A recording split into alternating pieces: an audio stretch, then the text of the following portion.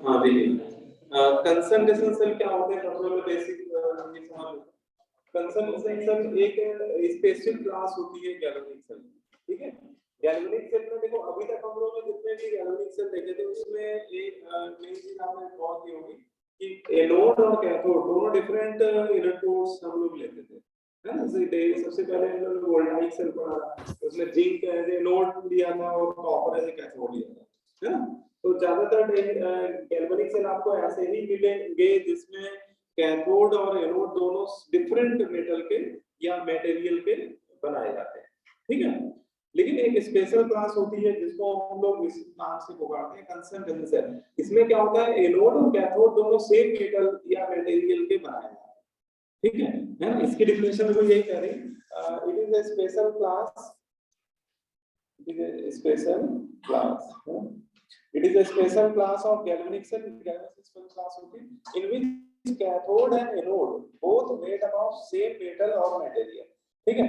ये एक ऐसी क्लास है गैल्वेनिक सेल की जिसमें एनोड और कैथोड ये दोनों के दोनों सेम मेटल या मटेरियल के बनाए जाते हैं, ठीक है। लेकिन एक बात का ध्यान रखा जाता है, सेम मेटल या मटेरियल का बनाते समय हमें उन जो भी मेटल या मटेरियल को लेकर हम लोग कंसंट्रेशन बना रहे हैं उनके कंसंट्रेशन जो होने चाहिए, इलेक्ट्रोलाइट्स के कंसंट्रेशन वो डिफरेंट होने चाहिए, ठीक है, वो नहीं सेम होना चाहिए, ठीक है। या फिर अगर कोई गैस इलेक्ट्रोड है तो गैस का पार्शियल प्रेशर क्या होना चाहिए, डिफरेंट होना चाहिए, ठीक है।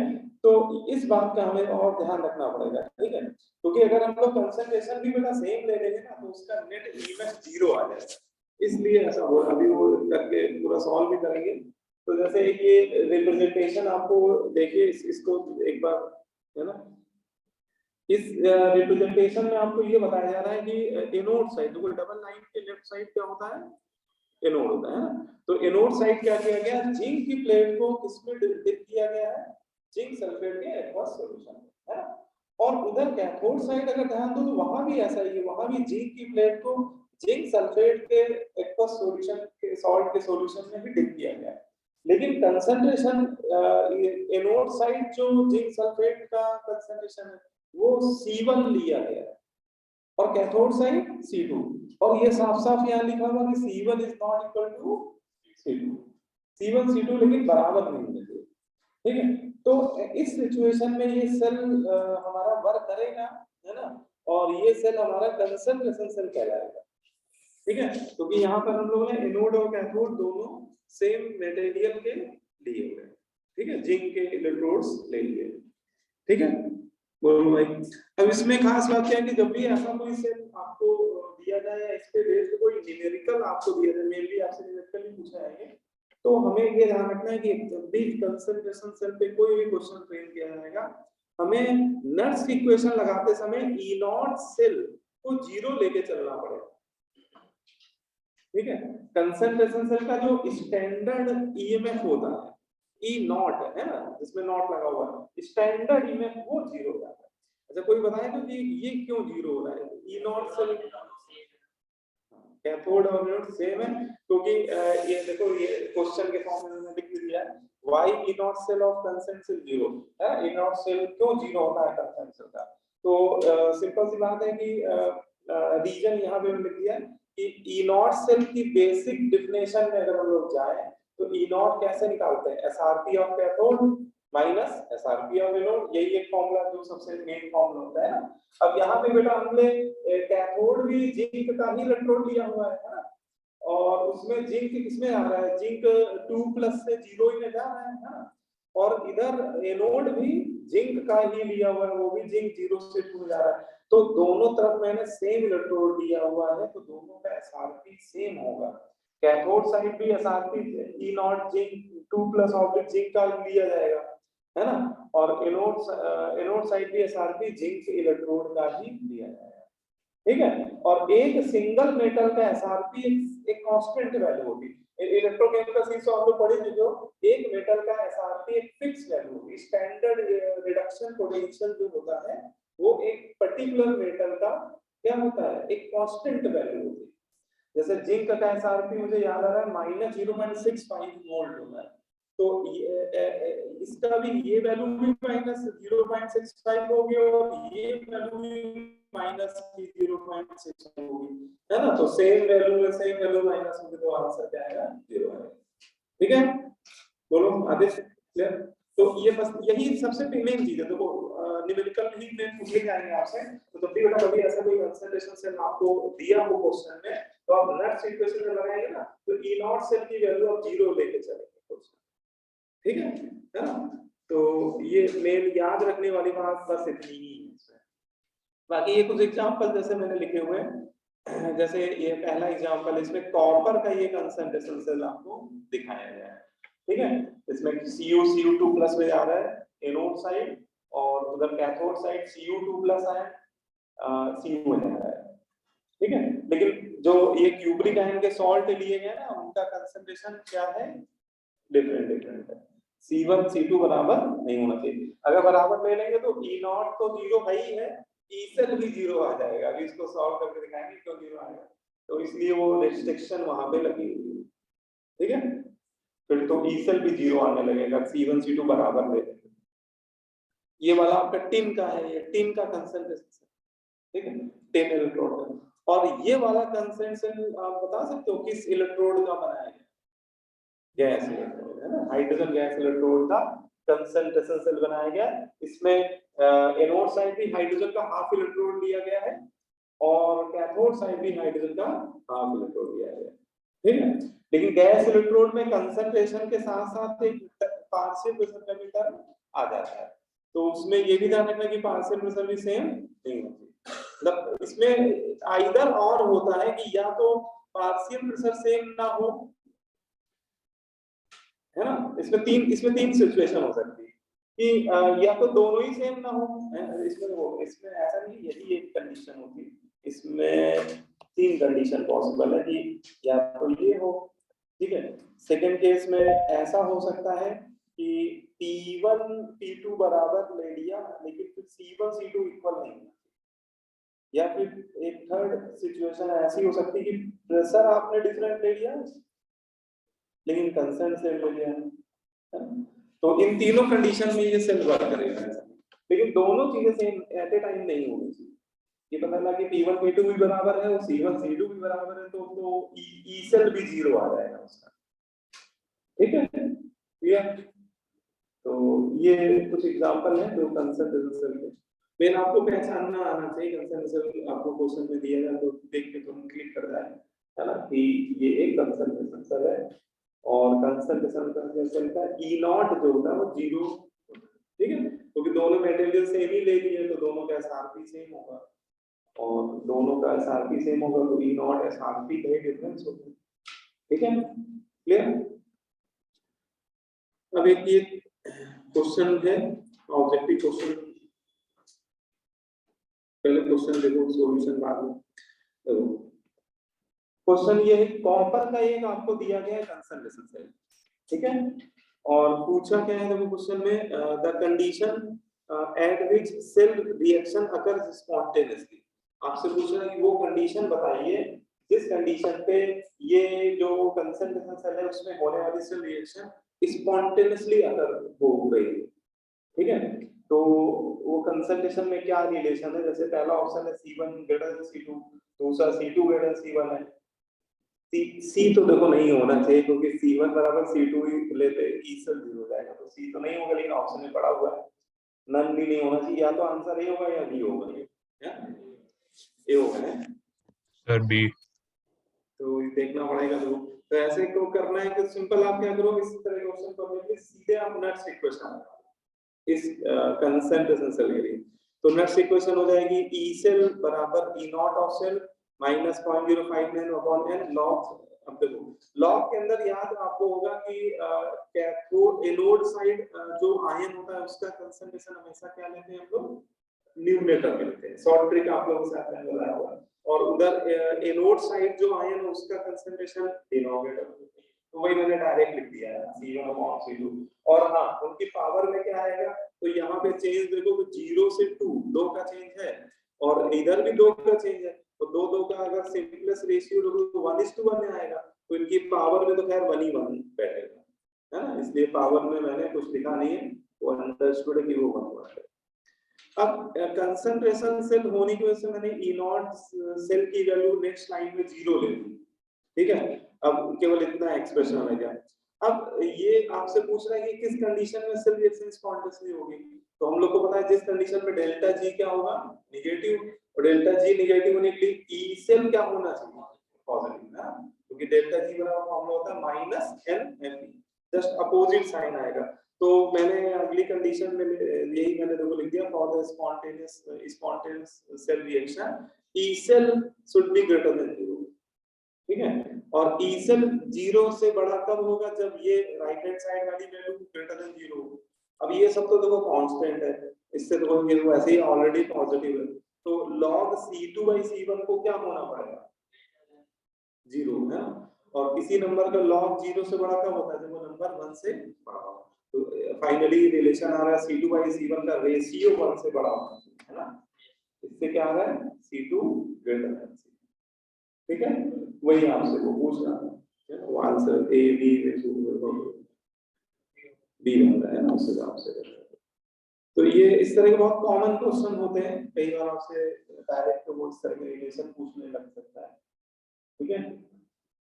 तो आपको नेक्स्ट इक्वेशन लगा देना है, और कंसंट्रेशन सेल हो तो सीधे ई नॉट से 0 रख के रिलेशन निकालिए। स्पॉन्टेनिटी की कंडीशन याद ही होगी सबको ना, डेल्टा जी लेस देन 0 या फिर ई सेल पॉजिटिव, एक ही बात है दोनों, ठीक है। हाँ नोट करो, आराम से नोट करो क्वेश्चन, इस तरह के बहुत बेसिक क्वेश्चन ऑब्जेक्टिव में पूछे आते हैं। बस वो है कि रिएक्शन सेल रिप्रेजेंटेशन वो कोई भी दे सकता है ना, जैसे यहाँ कॉपर का दिया हुआ है, वो वहाँ मेटल बदल के दे सकता है, ठीक है। वो क्लियर है, कहीं कोई पॉइंट नहीं समझ आ रहा?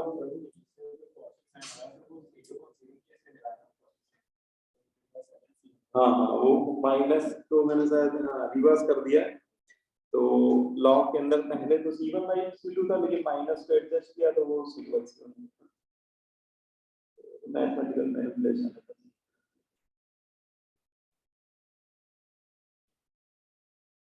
ठीक है, क्लियर? अबे कोई दिक्कत, चलो आगे बढ़ते हैं, हाँ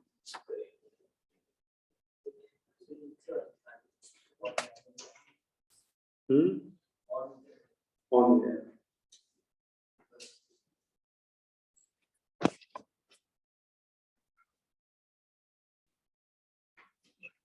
ठीक है, एक ये छोटा सा एक बड़ा वैसा क्वेश्चन है, कई बार बच्चे कंफ्यूज आते हैं इस तरह के क्वेश्चन। एक एग्जांपल लिया हुआ मैंने कि सपोज आपको ये एक सेल रिप्रेजेंटेशन लिख के दिया जाए ना, इसमें Fe एनोड साइड Fe जा रहा है Fe2+, ठीक है, और कैथोड साइड Fe3+ Fe में रिड्यूस हो रहा है ना। और आपसे जैसे मैंने सीधे सीधे पूछ दिया इसमें, is the above cell example of concentration cell? No sir. है ना, क्या ये सेल कंसंट सेल का एग्जांपल होगा? No sir. क्यों, मेटल तो सेम है, आयरन ही दिख रहा है सर वैलेंस ही अलग। तो कई बार आपको नॉट वैल्यूज डिफरेंट ऑब्जेक्टिव में कंफ्यूज किया जाएगा कि मेटल सेम होगा देखने में, है ना। यहाँ पे एनोड साइड आयरन के ही किसी आयन में जा रहा है, उधर उधर आयरन का एक आयन आयरन जा रहा है, तो लग रहा है कि मेटल सेम है, लेकिन केवल मेटल सेम होने से कंसंट्रेशन सेल नहीं बनता। मेन कंडीशन जाने के कंसंट्रेशन सेल तभी बोलेंगे जब उस सेल का ई नॉट सेल क्या हो, 0, ऐसे याद रखना आप लोग, ठीक है। और ई नॉट सेल अगर इसका जरा आप निकालो तो इसका ई नॉट सेल क्या होगा, देखो इसका ई नॉट सेल आप लिखोगे तो SRP of cathode minus SRP, ये फॉर्मूला होता है ना। अब देखो ये तो क्लियर ही कि राइट साइड हमारा कैथोड होता है गैल्वेनिक सेल के रिप्रेजेंटेशन में, और लेफ्ट साइड क्या होता है, एनोड होता है। तो अगर मैं कैथोड का SRP लिखूं तो कैथोड का SRP हो जाएगा Fe3+ ऑब्लिक Fe है ना, Fe फेरिक आयरन 0 में रिड्यूस हो रहा है, ये SRP होगा एनोड का। और कैथोड का, सॉरी, एनोड में क्या हो रहा है, हाँ यहाँ पे फेरस आयन Fe में जा रहा है, SRP में रिड्यूस होता हुआ दिखाना पड़ेगा, तो Fe2 प्लस ऑब्लिक Fe लिखना। और क्या इन दोनों इलेक्ट्रोड का SRP वैल्यू सेम होगा? No, sir. क्योंकि ऑक्सीडेशन नंबर का चेंज ही अलग, ठीक है, तो ये दोनों सेम नहीं होगी वैल्यूज, अगर ये कुछ x होगी तो ये कुछ y होगी, ऑब्वियसली ये दोनों डिफरेंट वैल्यू होगी, तो इनका डिफरेंस 0 बराबर नहीं होगा, तो E नॉट से 0 नहीं आ रहा है, इसलिए बोल सकते हैं हम लोग कि ये कंसंट्रेशन सेल का एग्जांपल नहीं, ठीक है। तो मेटल सेम होना जरूरी नहीं है ना, मेटल किस ऑक्सीडेशन नंबर में जा रहा है वो भी सेम होना चाहिए, ठीक है, तब वो फिर बनेगा कंसंट्रेशन, ठीक है। तो बेसिक बात है सर, ऑब्जेक्टिव में कई बार छोटी छोटी चीजें भी आपसे पूछी जाएंगी, ठीक है। चलिए फिर आगे बढ़े। अब इसमें हाइड्रोजन का जो कंसंट्रेशन सेल है उस पे बहुत प्यारे प्यारे क्वेश्चन आते हैं, उसमें आयनिक इक्विलिब्रियम भी हमको थोड़ा वो लोग मिक्स करके एडवांस लेवल में अच्छे क्वेश्चन आते हैं, ठीक है।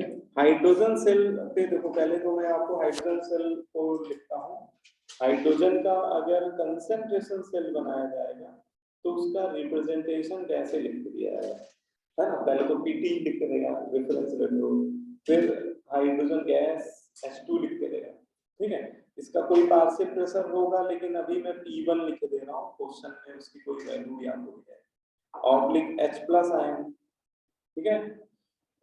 फिर हाँ, इसका कोई कंसंट्रेशन C1, फिर वो ऐसे सॉल्व में डबल लाइन शो करेगा, फिर H plus ion cathode side वाला है ना, इसका कंसंट्रेशन C2, और ये रिड्यूस होके हाइड्रोजन गैस पे ही जा रहा होगा, उसका पार्शियल प्रेशर P2, और फाइनली इधर भी एक इलेक्ट्रॉन, ठीक है। तो ये रिप्रेजेंटेशन होता है हाइड्रोजन गैस कंसंट्रेशन, है ना। इसमें आपको ये चीज समझ आना चाहिए कि अपन लोग क्या कर रहे हैं, एनोड साइड भी देखो हाइड्रोजन का ही हाफ इलेक्ट्रॉन ले रहा है ना, ये एनोड साइड हाइड्रोजन का हाफ इलेक्ट्रोड है, और कैथोड साइड भी हाइड्रोजन का ही हाफ इलेक्ट्रोड लिया गया है, ठीक है। दोनों तरफ हाइड्रोजन का ही हाफ, हाइड्रोजन गैस का ही हाफ इलेक्ट्रोड लेकर ये सेल बनाया जा रहा है, तो ये हाइड्रोजन गैस का कंसंट्रेशन है ना, हाइड्रोजन गैस के रिस्पेक्ट में बनने वाला, ठीक है। बोलो भाई, इसमें किसी को डाउट हो बताओ, ये समझ में आ रहा है नहीं आ रहा है? Yes sir. ये जो सेल लिखा हुआ है ये हाइड्रोजन गैस का कंसंट्रेशन, ठीक है, क्लियर है ना। अब देखो, अब अगर हम लोग क्या करें, इसके लिए नट्स इक्वेशन लगाएं, इसके लिए इस हाइड्रोजन गैस इलेक्ट्रोड के लिए, और उसको पूरा सॉल्व करें, ठीक है। तो एक ये रिजल्ट आता है, ये रिजल्ट आप लोग पहले नोट करो, ये रिजल्ट बहुत कामदायक है, ये रिजल्ट कर सकते हो पूरा एक्सप्रेशन, लेकिन आप इसको डायरेक्ट, हम लोग क्वेश्चन में इसको डायरेक्ट यूज करेंगे। ई सेल बराबर 0.0591, ई नॉट सेल तो 0 ही हो जाएगा, इसलिए वो लिखा नहीं हुआ है, और इधर ये पीएच का एक्सप्रेशन मिल जाएगा, pH at anode minus pH at cathode plus half log partial pressure of hydrogen at anode, छोटा सा ये लिखा है, और एक और एनोड को रिप्रेजेंट करना है वो, और डिनोमिनेटर में पीएच ऑफ हाइड्रोजन है कैथोड, ठीक है। ये आप डिराइव कर सकते हो, नट्स इक्वेशन से ये आ जाएगा, ठीक है। तो हम लोगों को फिलहाल ये याद रखना है, ठीक है। क्यों याद रखना है? क्योंकि अगर आप एग्जाम टाइम ये एक्सप्रेशन पूरा डिराइव करने लगे तो 2-3 मिनट इसमें आपका पूरा डेरिवेशन नहीं चला जाएगा, मतलब यहाँ पहुंचने में ही आपको 2-3 मिनट लगेंगे, ठीक है। और इतना टाइम होता नहीं है हम लोग पास कि हम लोग डेरिवेशन करने बैठे एग्जाम के समय, तो ये बहुत एक स्टैंडर्ड एग्जांपल है। हाइड्रोजन गैस इलेक्ट्रोड में बहुत डिफरेंट टाइप के क्वेश्चन बनते हैं। क्यों बनते हैं अभी इसका रीजन समझ में आएगा क्यों बोल रहा हूँ। तो इसके लिए ये फॉर्मूला याद हो ज्यादा बेटर है, उसमें कोई बड़ी बात नहीं। देखो ई सेल आप अगर नेक्स्ट इक्वेशन को याद करो तो ई सेल बराबर ई नॉट होता है। सबसे पहले ई नॉट तो जीरो ही हो जाएगा, फिर माइनस, बस माइनस की जगह वो प्लस में लिखा हुआ है, एडजस्टमेंट कर दिए गए हैं उसमें, तो यहाँ पे माइनस है प्लस में, प्लस का 0.591 और पीएच का पहले डिफरेंस आएगा, है ना। पहले एनोड साइड का पीएच लेना है आपको, फिर माइनस कैथोड साइड का, फिर हाफ टाइम्स ऑफ लॉग, ठीक है, हाफ भी रहेगा। और हाफ क्यों आएगा वो, अगर आप इसकी हाफ रिएक्शन लिखो ना तो तब आपको समझ में आएगा कि हाइड्रोजन का जो कोफिशिएंट होगा वो 1/2 होगा, ठीक है। जब उसकी हाफ रिएक्शन लिखोगे तो लॉग के टर्म में वो आ जाएगा 1/2, ठीक है। और log pH of anode minus divided by pH of cathode, तो ये आपका एक्सप्रेशन बनता है। अब देखो इसको इसमें डिफरेंट टाइप के क्वेश्चन पूछे कैसे जाएंगे आपको ये थोड़ा समझ लेना। जैसे आपको ये डायग्राम से थोड़ा, हाँ ये पार्शियल प्रेशर है, ये हाइड्रोजन गैस का एनोड साइड जो हाइड्रोजन गैस है ना ये वाली, ये P1, यहाँ पे मैंने P1 लिख दिया हुआ, वो एक्चुअली न्यूमरेटर में आके बैठ जाएगी, और ये वैल्यू P2 बैठ जाएगा D, ठीक है।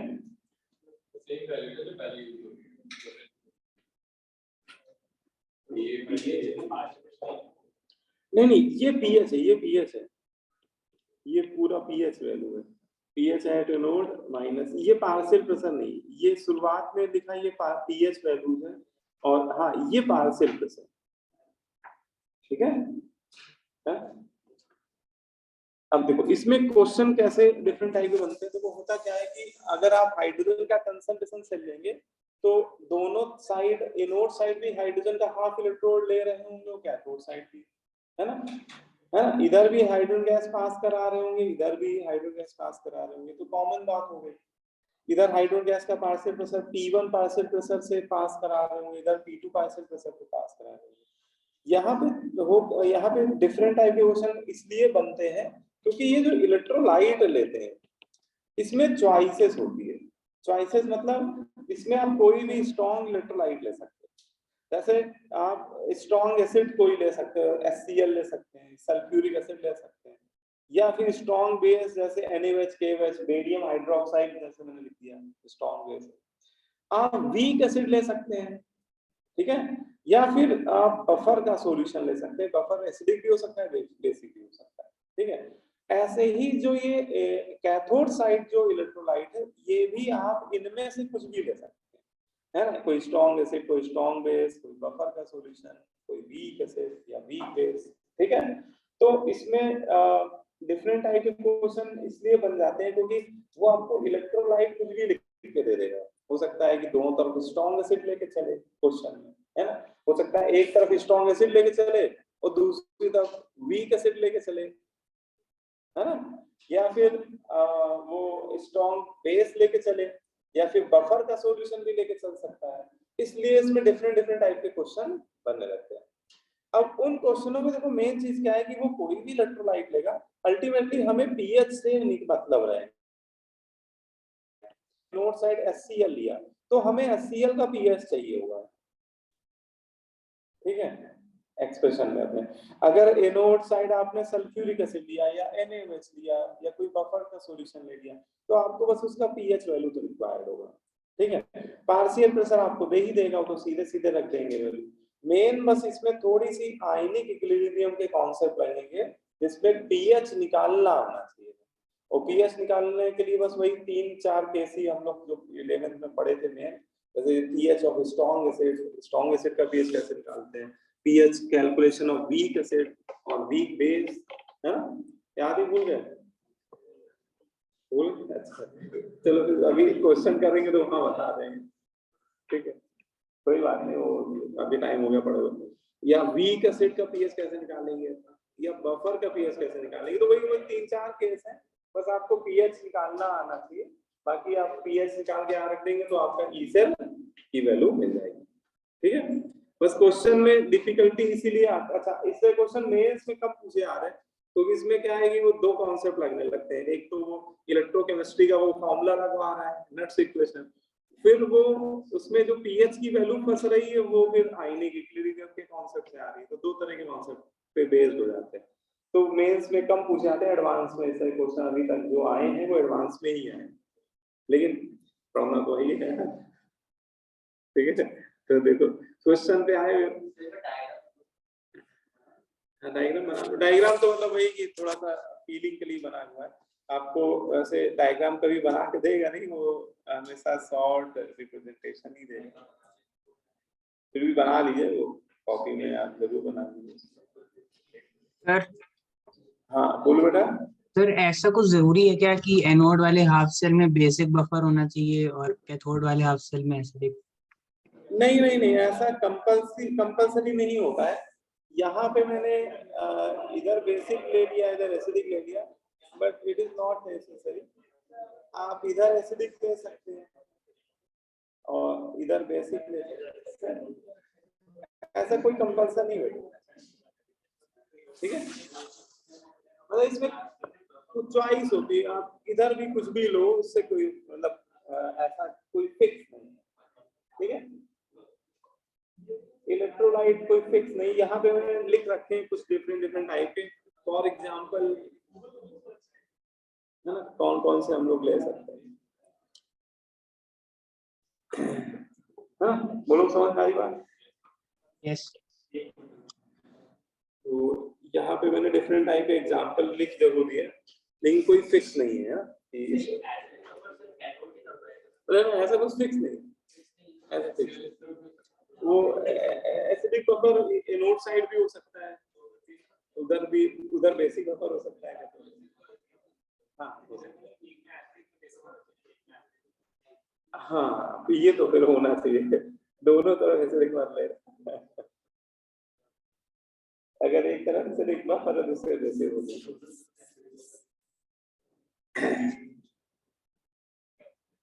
ठीक है ना, तो इसमें वैरायटी ऑफ क्वेश्चन आपको मिलेंगे। हाँ बोलिए।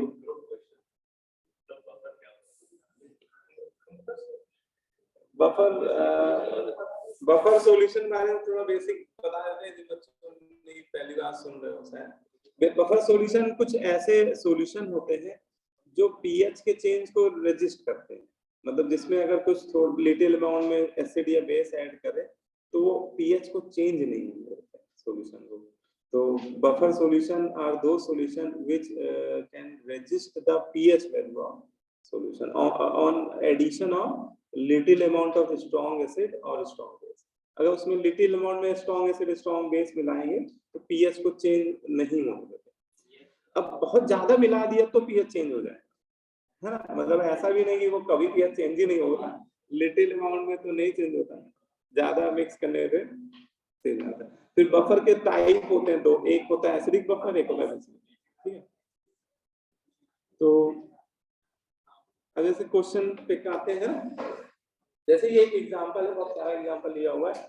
ये हाइड्रोजन गैस का ही कंसंट्रेशन सेल बनाया गया है। ठीक है, पहले तो हम लोग को इसको रीड करना आना चाहिए, इसको पढ़ना आना चाहिए। कंसंट्रेशन पहली बात तो ये सबको समझ आना चाहिए कि कंसंट्रेशन सेल है कि नहीं। तो देखो इसमें आप देखो कि मेन चीज प्लेटिनम तो खैर रेफरेंस इलेक्ट्रोड है, उसको तो देखने कोई मतलब नहीं। आप देखो इधर भी हाइड्रोजन गैस लिखी हुई है ना, एनोड साइड और कैथोड साइड भी हाइड्रोजन गैस। अगर आप इतने से ही आपको क्लिक करना चाहिए दोनों तरफ हाइड्रोजन गैस लेकर ये सेल बनाया गया है, तो इट मींस ये हाइड्रोजन का क्या है, कंसंट्रेशन है। हाँ इलेक्ट्रोलाइट अलग अलग हो सकते हैं, इलेक्ट्रोलाइट सेम होना हाइड्रोजन इलेक्ट्रोड में जरूरी नहीं है ना, तो वो डिफरेंट हो सकते हैं। अब इसने क्या किया है, एनोड साइड सल्फ्यूरिक एसिड का सॉल्यूशन ले लिया, ठीक है, और कैथोड साइड एसिडिक एसिड का सॉल्यूशन ले लिया, तो उससे फर्क नहीं पड़ेगा क्योंकि कुछ तो H+ आयन आ ही रहे होंगे। मेन चीज इलेक्ट्रोलाइट से कुछ H+ आयन आने चाहिए। ठीक है, तो वो चाहे वीक एसिड लो स्ट्रॉन्ग एसिड लो, कुछ तो H+ आयन आ ही रहे। और कंसंट्रेशन बकायदा उसने दे दिया है ना, सल्फ्यूरिक एसिड का कंसंट्रेशन कितना दिया है उसी के नीचे लिख दिया है, 0.01 हो रहा है। ठीक है। एसिटिक एसिड का कंसंट्रेशन कितना लेके चल रहा है, ये भी सेम ही ले रहा है 0.01। पार्शियल प्रेशर 11 एटीएम ले लिया है और इसने एक एडिशनल डेटा दे दिया pKa ऑफ एसिडिक एसिड। तो देना भी चाहिए, एसिडिक एसिड वीक एसिड है, जब भी वीक एसिड देगा या वीक बेस देगा तो वीक एसिड होगा तो pKa दे देगा, या वीक बेस लेगा तो pKb दे देगा, है ना। वो बिना दिए तो क्वेश्चन ही नहीं सॉल्व हो पाएगा, पीएच ही नहीं निकल पाएगा। और अब हम लोग को पूछा क्या उसने, ईएमएफ पूछा, ई सेल पूछा, है ना। तो देखो एक क्वेश्चन करते हैं हम लोग, आप लोग उसको समझते रहिए, पहले क्वेश्चन नोट कर लें, ठीक है।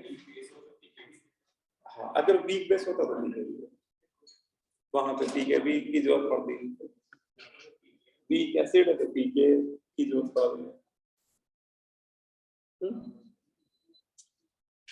तो सबसे पहले हम लोग क्या करेंगे, फॉर्मूला लिखेंगे। सबसे पहले हम लोग देखेंगे, अरे यार तो ये हाइड्रोजन का उसने कंसंट्रेशन सेल बनाया, तो वो जो फॉर्मूला अभी मैंने बताया है वो फॉर्मूला याद ही कर लेना तो बड़ा काम का है ना। अदरवाइज इसके डेरिवेशन में 2-3 मिनट लगाओगे, क्या फायदा, टाइम वेस्ट करने से अच्छा है कि याद ही रखो, और इम्पोर्टेंट फॉर्मूला है, ठीक है। तो इसको इग्नोर भी नहीं कर सकते। तो क्या फॉर्मूला है, ई सेल बराबर क्या आएगा, 0.0591 pH at anode minus pH at cathode plus half log partial pressure of hydrogen at anode, partial pressure of hydrogen at cathode। तो ये तो फॉर्मूला हो गया। अब इसमें देखो उसने पार्शियल प्रेशर एनोड और कैथोड से दोनों तरफ कितने कितने एटीएम ले लिया है, 1 एटीएम। तो यहाँ भी बेटा 1 एटीएम पड़ेगा न्यूमरेटर में भी, और यहाँ भी 1 पड़ेगा, तो 1/1 लॉग के अंदर 1 बन रहा है, लॉग 1 इसकी तो कहानी खत्म होती दिख रही है ना। तो ये फॉर्मूला थोड़ा सा शॉर्ट हो गया, थोड़ा फॉर्मूला हमारा आसान हो गया। अब ये केवल इतना रह गया, क्योंकि लॉग के अंदर 1, लॉग 1 सभी बच्चे जानते हैं कि 0 होता है ना, ऐसा तो कोई नहीं ना जानता हो लॉग 1 0।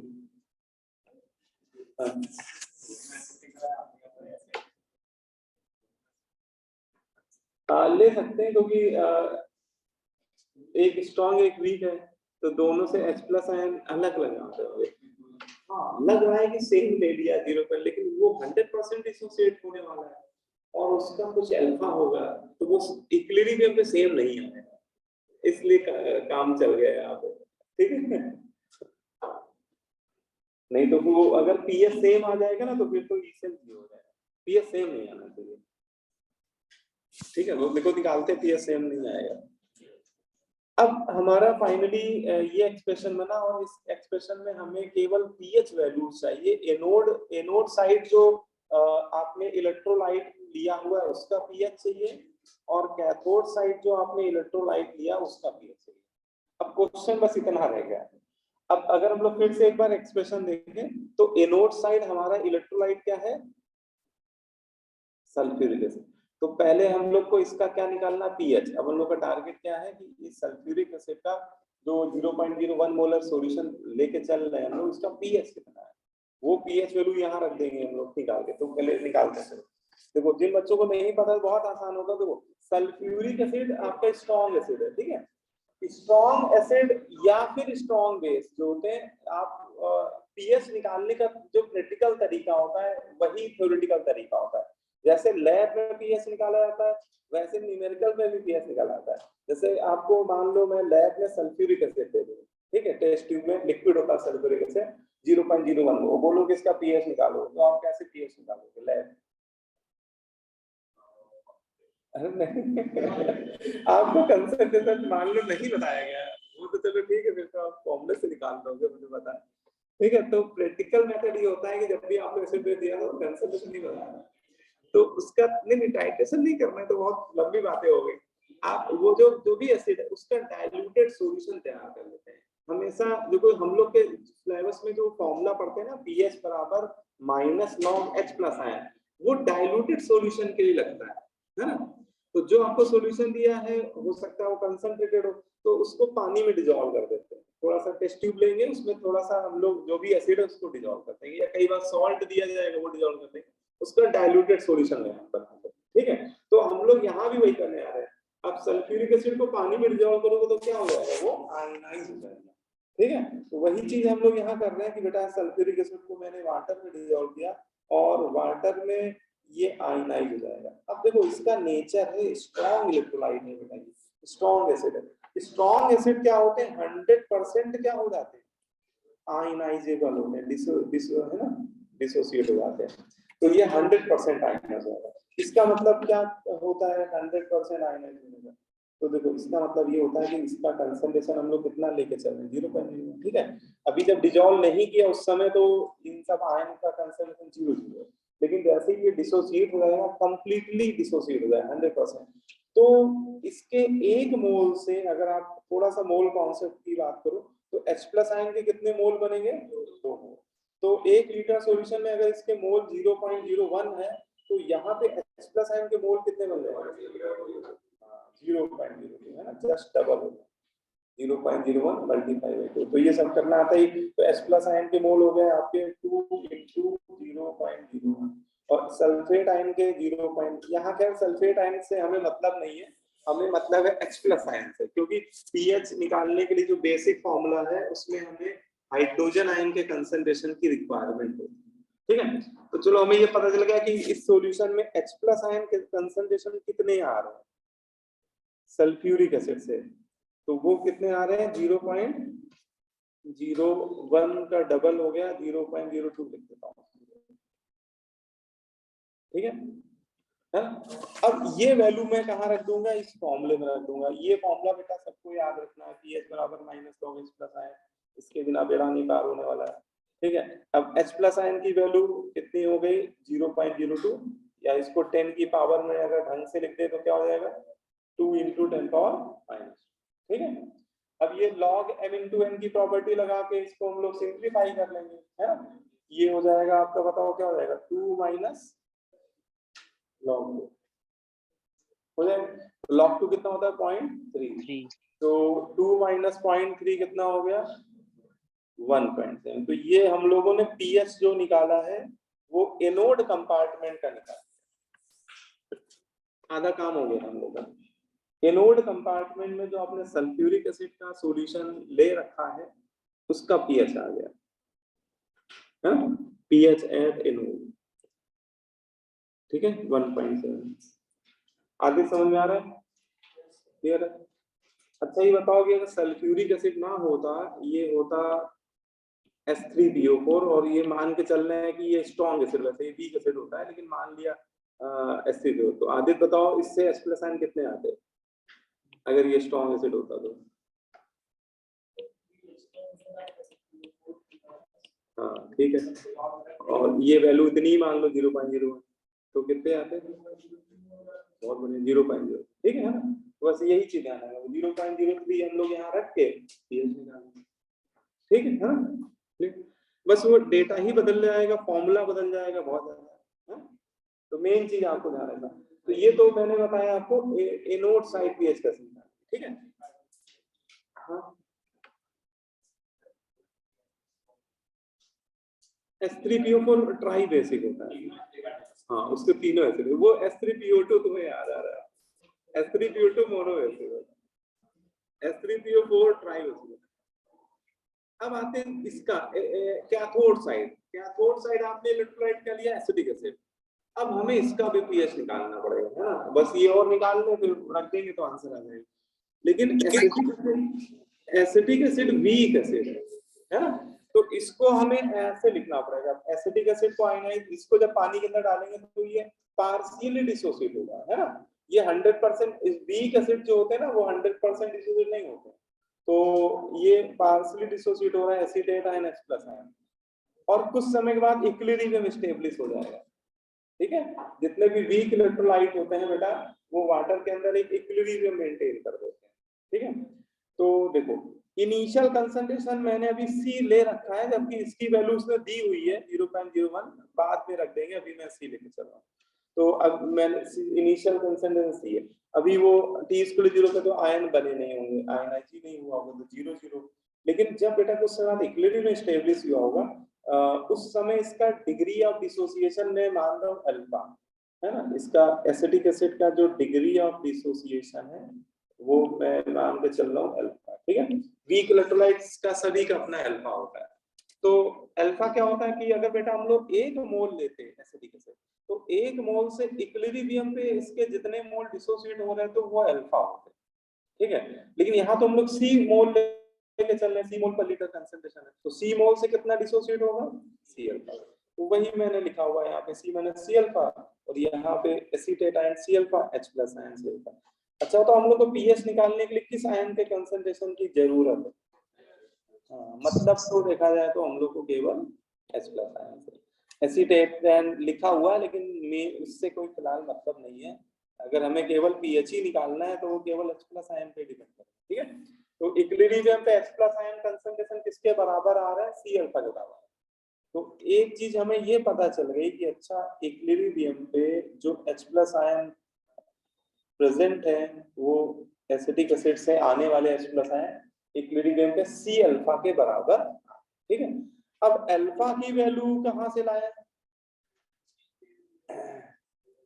तो यहाँ पे ओस्वाल्ड डाइल्यूशन लॉ लगता है। ओस्वाल्ड डाइल्यूशन लॉ का रिजल्ट ये याद है, अल्फा बराबर क्या होता है, रूट के बाई सी, है ना। ये कितने बच्चों को याद है फॉर्मूला, अल्फा बराबर रूट के बाई सी? किसी को नहीं याद है? चलो अच्छा, कोई बात नहीं, अगर नहीं याद है कोई बात नहीं। आप क्या करो, इस इक्विलिब्रियम का इक्विलिब्रियम कांस्टेंट देखो, हर इक्विलिब्रियम का अपना केसी होता है, ठीक है। लेकिन जैसे ये वीक एसिड है, वीक एसिड के इक्विलिब्रियम कांस्टेंट को के नाम दिया जाता है। वीक एसिड के डिसोसिएशन कांस्टेंट को केसी ना बोलकर, है वो केसी ही, लेकिन उसको एक नया नाम दे दिया गया के। इसको बोलते हैं dissociation constant of weak acid या ionisation constant of weak acid, ठीक है। तो अगर मैं आपसे बोलूं कि इसका के का एक्सप्रेशन बताओ क्या होगा, तो के मतलब केसी ही समझिए। तो इसका केसी हो जाएगा भैया एसीटेट आयन का, है ना। पहले प्रोडक्ट साइड जो आयन उसका लिखते हैं कंसंट्रेशन H प्लस आयन, और डिवाइडेड बाय एसिटिक एसिड, क्योंकि एसिटिक एसिड वाटर सॉल्युबल है बेटा, वो सॉलिड नहीं है ना, इसलिए ये सब एक्वस है बेटा, ये सब पानी में सॉल्युबल है, इसलिए मुझे सभी का कंसंट्रेशन लिखना पड़ेगा, ठीक है। तो सबका मैंने लिख दिया, पहले प्रोडक्ट साइड जो आयन उनका लिख दिया, फिर डिनोमिनेटर में जैसे केसी लिखते हैं, है ना, वैसे लिख दिया। अब सबकी वैल्यू रख दो बेटा, सी अल्फा एसीटेट आयन है, H प्लस आयन भी सी अल्फा, और ये है C1 माइनस अल्फा, सी कैंसिल हो जाएगा, एक सी से एक सी कैंसिल हो गया, तो ये हो गया C alpha square upon 1 minus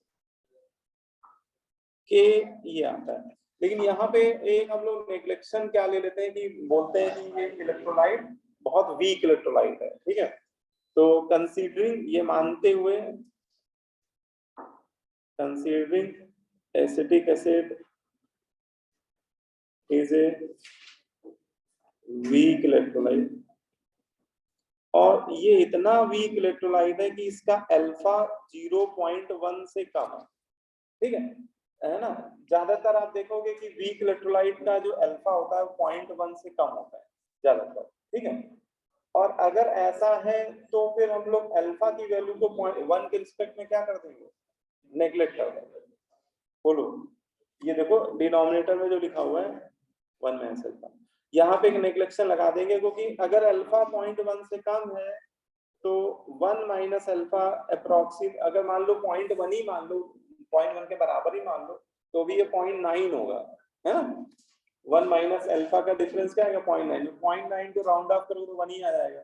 तो इसका मतलब आप अल्फा को बहुत आसानी से क्या कर सकते हो, इग्नोर कर सकते हो, किसके रिस्पेक्ट में, 1 के रिस्पेक्ट, ठीक है। तो आपका ये एक्सप्रेशन थोड़ा सिंप्लीफाई हो जाएगा, के बराबर सी अल्फा स्क्वायर, तो यहाँ से देखो अल्फा बराबर क्या आ जाएगा, देखो आ गया ये, इसी को ओस्वाल्ड डाइल्यूशन लॉ का रिजल्ट हो। तो ये न्यूमेरिकल में हम लोग को मतलब डायरेक्ट यूज करना होता है, अल्फा बराबर, अगर वीक एसिड है तो रूट के बाई सी, अगर वीक बेस होता तो अल्फा बराबर रूट के बी बाई सी होता है। अब वहीं तक तो पहुंचना है। तो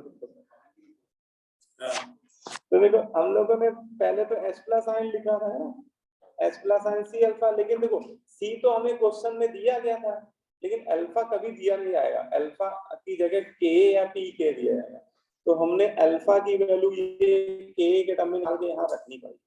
ये अल्फा वैल्यू इसी इक्वेशन नंबर 1 में सब्स्टिट्यूट कर दो, ठीक है। देखो बताओ क्या आ रहा है। तो अल्फा की वैल्यू में अगर सब्स्टिट्यूट कर दूंगा तो सी, और ये क्या होगा स्क्वायर रूट ऑफ के अपॉन सी, तो सी से रूट सी कैंसिल हो जाएगा तो के इंटू सी हो जाएगा, ठीक है। ये आपका H प्लस आयन सी और के टर्म में आ गया, ठीक है। अब आप पीएच वाला फॉर्मूला लगा दो। आप क्या करो, पीएच का फॉर्मूला क्या होता है, पीएच बराबर minus log H plus ion, और H प्लस आयन की वैल्यू कितनी हो गई के इंटू सी पावर हाफ, ठीक है। अब लॉग की प्रॉपर्टी लगा दो, log m to the power n आगे आ जाता है, और m इंटू एन वही लगा दो, दोनों प्रॉपर्टी एक साथ लगा दो। तो अगली लाइन में थोड़ा सिंप्लीफाई हो जाएगा, ये हो जाएगा माइनस का हाफ लॉग ए प्लस लॉग सी। बोलो भाई इसमें किसी दिक्कत? अब माइनस अच्छा नहीं ले रहा, अंदर ले जाओ उसको, माइनस को ब्रैकेट के अंदर ले जाओ, तो ये हो जाएगा माइनस लॉग के और ये हो जाएगा माइनस लॉग सी, और माइनस लॉग के ये कुछ कुछ होता है, इसको क्या लिख सकते हैं पी के है। तो देखो एक फॉर्मूला बन गया, ये फॉर्मूला मैं इसलिए डिराइव कर रहा हूँ, देखो कम से कम आपको ये डेरिवेशन पता होना चाहिए, बाकी आप याद कर लेना, वीक एसिड का फॉर्मूला डायरेक्ट याद कर लोगे तो ये सब करना नहीं पड़ेगा, और नहीं भी याद है तो ये प्रोसीजर पता होना चाहिए। वीक एसिड का पीएच कभी निकालना पड़ जाए, और खासकर मेंस के पेपर में तो याद ही रखना, कभी डायरेक्ट कई बार लगा दिया करेंगे। वीक एसिड का पीएच इस फॉर्म में से आता है हाफ पी के minus log c. Weak base होता तो क्या आएगा, वीक बेस में पीएच की जगह पीओएच आएगा, पीओएच बराबर हाफ पी के बी माइनस लॉग सी। तो दो छोटे छोटे फॉर्मूले हैं, वीक एसिड वीक बेस दोनों का, पीएच का डायरेक्ट फॉर्मूला आप लगा सकते हो, लेकिन कैसे आया उसकी हम लोग यहाँ बात कर रहे थे, ठीक है। अब बाकी देखो आप समझ में आ गया होगा, पी के तो क्वेश्चन में दिया हुआ है, देखो शुरुआत में वो दिया था कहीं, ये 4.7 है ना, और सी की वैल्यू एसिटिक एसिड का कंसंट्रेशन 0.0, ये दोनों बेटा यहाँ रख के पीएच आ जाएगा, ठीक है। ये पीएच निकाल के वो ये पीएच बेटा एनोड साइड वाला होगा, नहीं कैथोड साइड वाला, ये 4.74, और लॉग सी कितना था 10⁻⁻² था, ठीक है। इसको निकालो 3.37 आएगा ये इसमें आंसर, इसका एनोड कैथोड साइड का पीएच 3.37 आएगा, फिर वो ऊपर रख देंगे तो फाइनल आंसर ई से ला जाएगा, ठीक है। वही एडवांस वाले कुछ तो मेहनत करवाएंगे ऐसी बात तो तो ये पीएच निकालना कोई बड़ी बात नहीं है, सब बहुत सिंपल बातें हैं, ठीक है। फाइनल आंसर तो मुझे नहीं पता है, इसका पीएच आएगा 3.37, तो ये वाले का पीएच निकाला था 1.7, अब ये दोनों यहाँ रखना पड़ेगा, 1.7 और 3.37, माइनस में कोई आंसर आएगा, माइनस में आ रहा मतलब सेल वर्किंग नहीं होगा, ठीक है। कभी भी ई सेल नेगेटिव आया तो समझ जाओ सेल नॉट वर्किंग, ठीक है। तो आंसर जो भी है, लेकिन मेन प्रोसीजर जो है उसको समझिए। हाँ बिल्कुल, हाँ नोट कर लो, कहाँ की जगह नोट करना,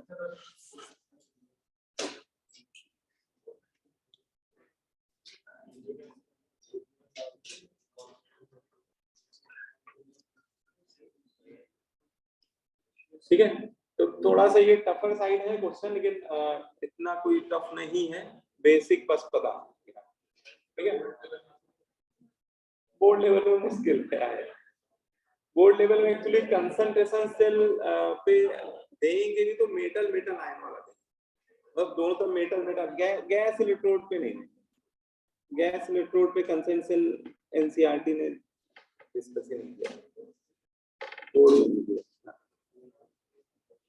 ठीक है।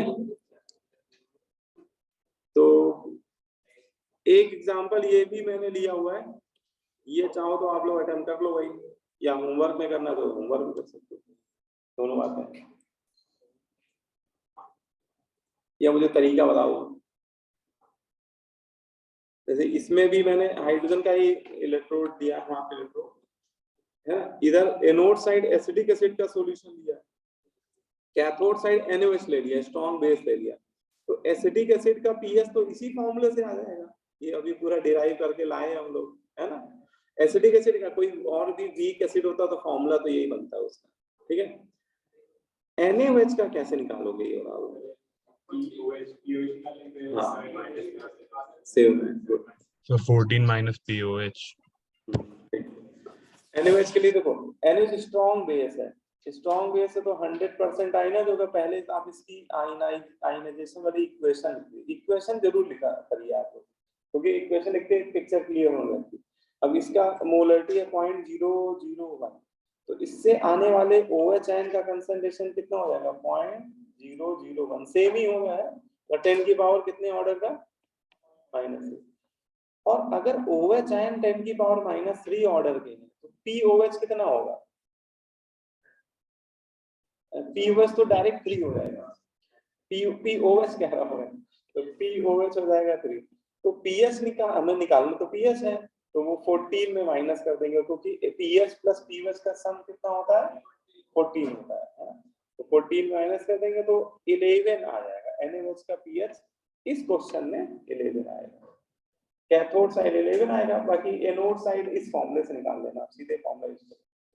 पीके वही है, पीके पिछले क्वेश्चन का ही डेटा है, वो शायद इसमें लिखा नहीं है, पीके सेम ले लेना है इस क्वेश्चन को, पीके क्योंकि वो सेम वैल्यू है इसलिए वो लिखा नहीं है इसमें,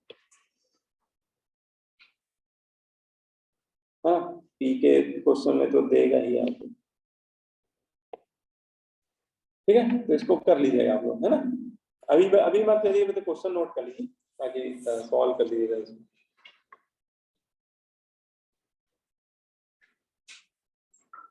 ठीक है।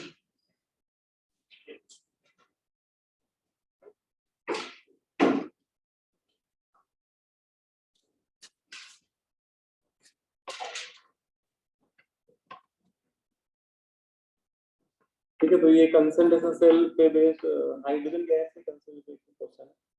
ये वाला क्वेश्चन सिमिलर क्वेश्चन ये एडवांस में पूछा चुका है, डेटा हो सकता है अलग हो, ठीक है। इसमें इस क्वेश्चन को देख के थोड़ा पहचानो कि क्या वो दिया हुआ है, क्योंकि ये डबल लाइन, ठीक है। ये आपका एनोड है, ये कैथोड है। एनोड साइड हाइड्रोजन को किसमें डिसॉल्व किया है? Buffer acidic. तो ये जो मिक्सचर है ना, एसिडिक एसिड और सोडियम एसिटेट, ये आपका एसिडिक बफर है, ठीक है। एसिडिक बफर को पहचानने की कहां से होती है? एसिडिक बफर के लिए वीक एसिड में उसी वीक एसिड का स्ट्रॉन्ग बेस के साथ सॉल्ट मिक्स कर दिया जाता है। जैसे आपको एसिडिक एसिड का बफर तैयार करना है तो एसिडिक एसिड ले लीजिए और उसी एसिडिक एसिड के सॉल्यूशन में NaOH मिला के उसका सॉल्ट सोडियम एसिटेट बना लीजिए और उसको उसी में मिक्स कर दीजिए। तो जो मिक्सचर आपको तैयार होगा वो फाइनल मिक्सचर आपका एसिडिक बफर, ठीक है। तो वीक एसिड और उसी के उस वीक एसिड का स्ट्रॉन्ग बेस के साथ जो सॉल्ट का मिक्सचर होता है वो एसिडिक बफर होता है। तो ये एनोड साइड उसने बेटा एसिडिक बफर ले लिया है। अब कैथोड साइड ये बेसिक बफर है, इसको अगर पहचानो तो अमोनियम हाइड्रोक्साइड वीक बेस है, ये जो अमोनियम क्लोराइड है वो उसका सॉल्ट है, सॉल्ट ऑफ वीक बेस, है ना। वीक बेस में उसी वीक बेस का सॉल्ट ऐड कर दिया है उसने, तो ये आपका क्या तैयार हो गया? Basic buffer. नहीं, अब इसमें आपको डायरेक्ट फॉर्मूला लगा देना बफर का पीएच कैसे निकालते हैं बताओ भी, किसी को याद हो तो पीएच ऑफ बफर सॉल्यूशन, क्योंकि वो सीधे फॉर्मूला ही लगे, क्वेश्चन देखने में डरावना लग रहा है लेकिन क्वेश्चन डायरेक्ट आप देखो, मैं लिख देता हूँ, देखो हाँ बिल्कुल नोट कर लो भाई, कर लो नोट कर लो। तो बताओ किसी को याद हो एसिडिक बफर का पीएच का क्या फॉर्मूला होता है?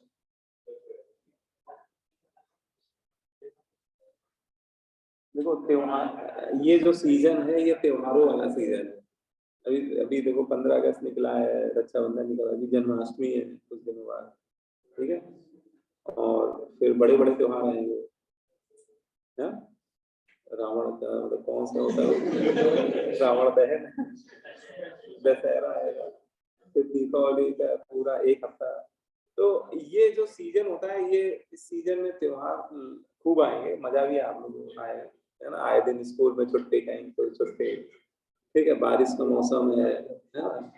तो इसमें पढ़ाई का मन उतना लगता नहीं है, या लगता भी तो डिस्टर्ब करने वाली चीज सराउंडिंग में बहुत होती है, ठीक है। और अगर तुम पढ़ने बैठे कि आज हमें पढ़ना है, और त्योहार का मौसम है, आपके कोई रिलेटिव ही आ गए, चाचा दादा नाना पापा कोई भी, और आपके फ्रेंड ही आ गया आपसे मिलने, और कहा इतना बढ़िया मौसम पढ़ा रहे हो, आज ही आईटी निकालो क्या, ऐसे बोल के आपको चलो घूमने चलते हैं।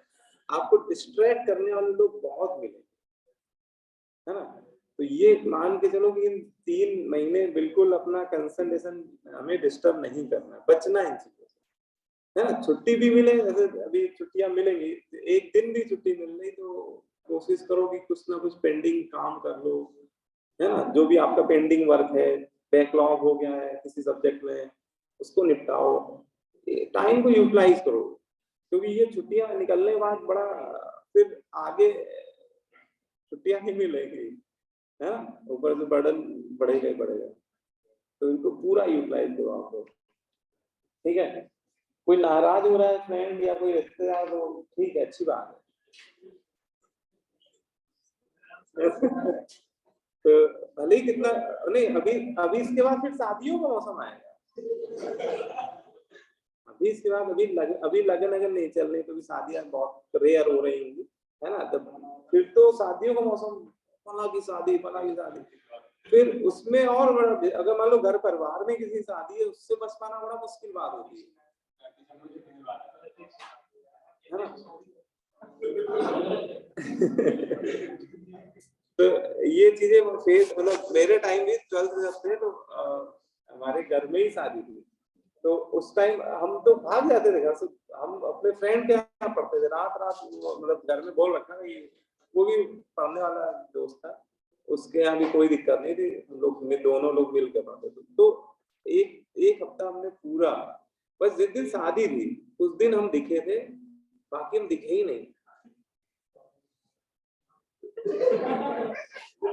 अरे अपने घर घर घर करके शादी थे, शादी मतलब ये होता है ना कि घर की शादी तो दिखे ही नहीं कहीं।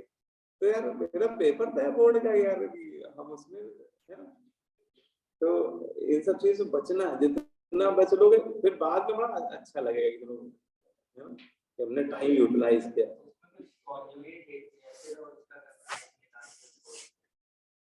अच्छा बफर का ना, हाँ उसका पूरा तरीका होता है, लेकिन देखो अभी अभी मैं अगर डेरिवेशन में जाऊंगा तो बहुत टाइम लगेगा, मैं आपको डायरेक्ट फॉर्मूला बता दे रहा हूँ, तो बाकी इसका डेरिवेशन आप पूछ लेना उससे, पीएच और एसिडिक बफर, और ये फॉर्मूले सब लोग आप ये अच्छे से याद करके रखो भाई। पीएच बराबर पी के plus log concentration of salt.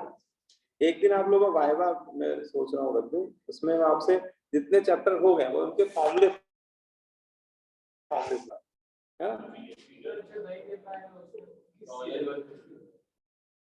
नहीं दे पाएगा तो फिर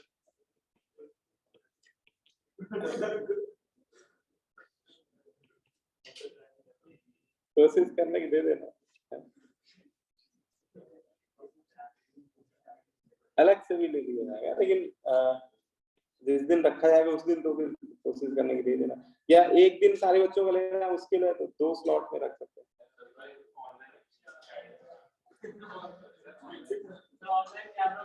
क्योंकि ऐसे देखो मुझे पता है ऐसे याद होते नहीं है हमें, तब थोड़ा सा ये होगा कि नहीं आज सुनना है, सब सुनेंगे, है ना। तो थोड़ा प्रेशर में चीज, ये सब चीजें प्रेशर में ही होती है यार।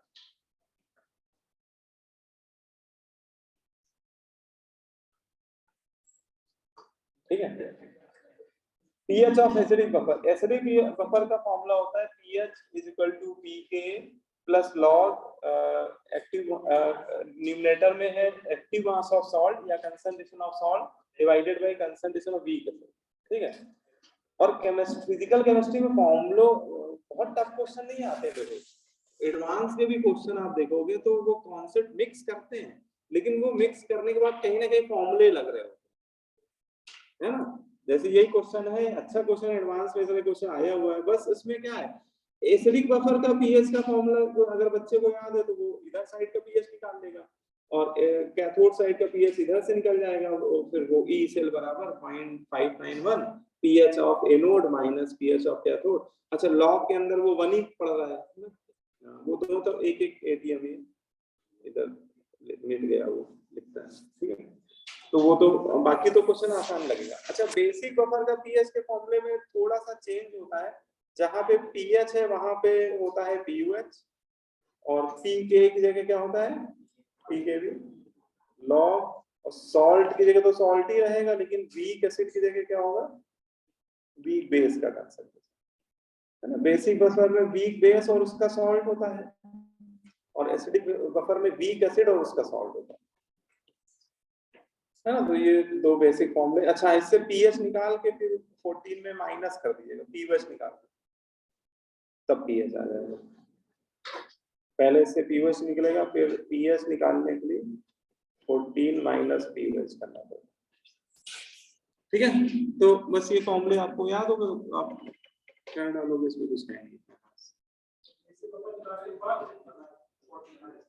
हाँ हाँ इससे पीएच निकलेगा और 14 माइनस करके पीएच आ जाएगा, ठीक है। क्योंकि हम लोग को ई सेल वाले फॉर्मूले में चाहिए तो पीएच वाली वैल्यू, ठीक है।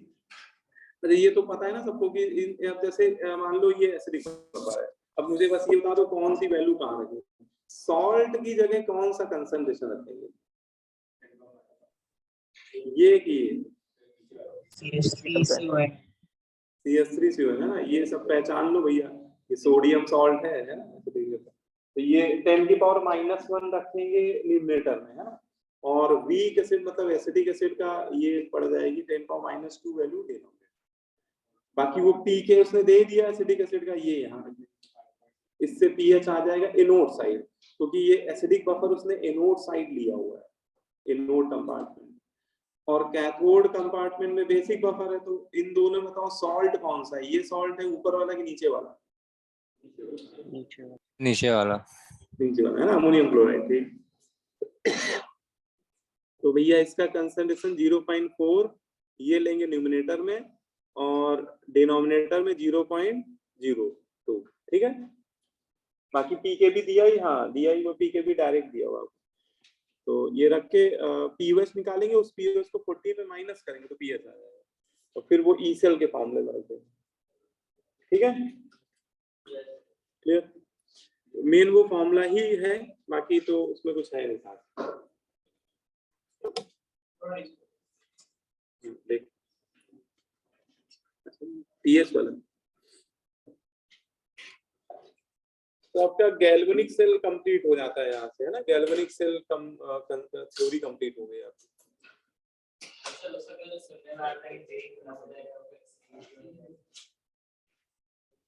देखो अभी इस साल आप लोगों के लिए दिक्कत नहीं कोई,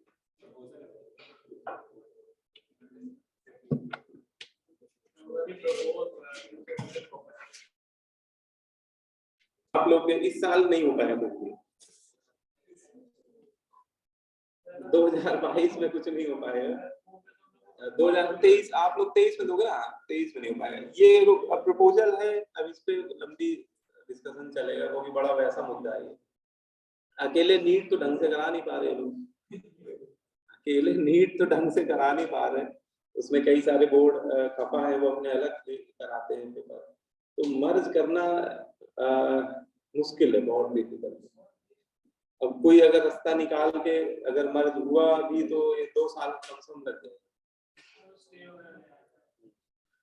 तो फिर हो सकता है कि सीयूटी के नाम से एक ही पेपर हो और उसमें एक कॉमन मेरिट लिस्ट बने, फिर उसमें जेईई इंजीनियरिंग वाले बच्चों के अलग बनेगा।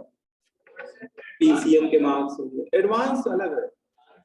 एडवांस एक्चुअली आईआईटी कभी इस तरह की चीजों में आईआईटी अपने आप को डायल्यूट कभी नहीं करेगी, वो आज तक कभी नहीं करेगी, क्योंकि उसने अगर डायल्यूट कर दिया तो आईआईटी की वैल्यू बना।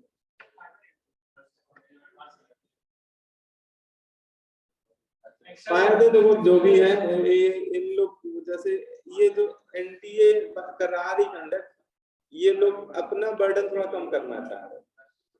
जैसे जेई मेंस का पेपर भी एनटीए कराती है और जेई नीट का पेपर भी एनटीए कराती है, तो दो अलग अलग एग्जाम कराने में डबल एनर्जी लग रही है, डबल मतलब मैन पावर लग रही है ना, हर चीज डबल डबल, ठीक है। तो वो एक ही एग्जाम में वो करना चाह रहे, लेकिन काफी डिफिकल्ट है, चीजें बड़ी आसान नहीं। हाँ, अब ऐसे समझो, केवल जेई के बच्चे जब मेंस बैठते हैं और ऑनलाइन एग्जाम कराने के लिए इनको 4 दिन 5 दिन मेला चलता है, क्योंकि इतने एक सेंटर में भाई ऑनलाइन की कैपेसिटी होगी, ऑफलाइन में तो खैर इतनी कैपेसिटी का कोई मतलब नहीं, बड़े बड़े स्कूल्स में करा दिए एग्जाम, है ना, तो कोई दिक्कत नहीं। अब ऑनलाइन में एक सेंटर में कैपेसिटी ही बहुत ज्यादा नहीं है कि 600 से ज्यादा बच्चे एक समय से ज्यादा टेस्ट ही नहीं दे सकते, है। अब लखनऊ में देखो तो लखनऊ में ऑनलाइन के जो टेस्ट सेंटर है वो 5 या 6 हैं विरल, वो भी कोने कोने में, एक सीतापुर रोड में है, एक इधर है सुल्तानपुर रोड। तो जबकि लखनऊ कितनी डेवलप सिटी, यूपी का कैपिटल, ठीक है। तो ऑनलाइन सेंटर अभी डेवलप करने में ही टाइम लगेगा इसको, और ये 15-16 लाख बच्चे नीट के और जोड़ दो, और होगा फिर एक ही एग्जाम, वो फिर ऑनलाइन ही कराएंगे, वो ऑफलाइन नहीं होगा, होगा ऑनलाइन। ऑनलाइन में कॉपी ऑपी चेकिंग से बचत हो जाती, जल्दी रिजल्ट आ जाता है। अब एक बार ऑनलाइन हो गया तो आगे वाला भविष्य ऑनलाइन वाला ही है, सारे एग्जाम मोस्टली ऑनलाइन हो गया। तो उनके लिए फिर समझ लो ना, अभी 4 दिन चल रहा है मेंस का पेपर, और सीयूटी अगर मर्ज कर देगा तो पता लग 10 दिन पेपर ही चल रहे हैं लगातार। तो वो सब बड़ी चीजें मैनेज करना डिफिकल्ट। अब प्रपोजल है, देखो अभी बहुत सारी दिक्कत है उसमें, बहुत सारे बोर्ड ही नहीं मानेंगे। चलो बाकी तुम लोग के लिए तो कोई दिक्कत ही नहीं है, इस साल कुछ नहीं हो पाएगा, आपके जूनियर्स के लिए हो सकता है कि उनको बदले हुए माहौल में पेपर देना पड़े, ठीक है। देखो इसमें नेक्स्ट टॉपिक है इलेक्ट्रोलिसिस, ठीक है। गैल्वेनिक सेल वाला टॉपिक आपका कंप्लीट हो गया है ना। ये चैप्टर मैंने बताया आपको 3 पार्ट में डिवाइडेड है, उसमें एक बिग पोर्शन जो है वो कंप्लीट हो गया गैल्वेनिक सेल वाला। इसके बाद इलेक्ट्रोलिसिस और इलेक्ट्रोलिटिक सेल, फैराडेज लॉ, ये वाला टॉपिक सामने आ रहा है, ठीक है। तो इलेक्ट्रोलिसिस होती क्या है, सबसे पहले इसकी डिफिनेशन की बात करते हैं। देखो इलेक्ट्रोलिसिस बोलते हैं, डिफिनेशन इसकी क्या थी, the process of decomposition, the process of decomposition, लिख लीजिए इसको, the process of decomposition, the process of decomposition of molten or aqueous solution of an electrolyte by passing electricity called electrolysis, ठीक है। तो इलेक्ट्रोलिसिस एक ऐसा प्रोसेस है जिसमें किसी सॉल्ट का मोल्टेन सॉल्यूशन या फिर एक्वस सॉल्ट का सॉल्यूशन दिया जाता है, और उसमें इलेक्ट्रिसिटी पास करा के उस सॉल्ट को डिकम्पोज कराया जाता है ना। तो इस फिनोमेनन को ही हम लोग इलेक्ट्रोलिसिस बोलते हैं,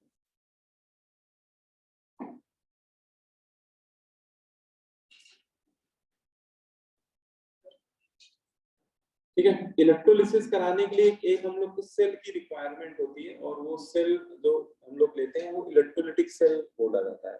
इलेक्ट्रोलिसिस हमेशा एक इलेक्ट्रोलिटिक सेल के अंदर कराई जाती है, किसी भी सॉल्ट के इलेक्ट्रोलिसिस, चाहे वो मोल्टेन सॉल्ट हो या एक्वस सॉल्यूशन दिया जा रहा हो, वो एक इलेक्ट्रोलिटिक सेल के अंदर कराया जाता है।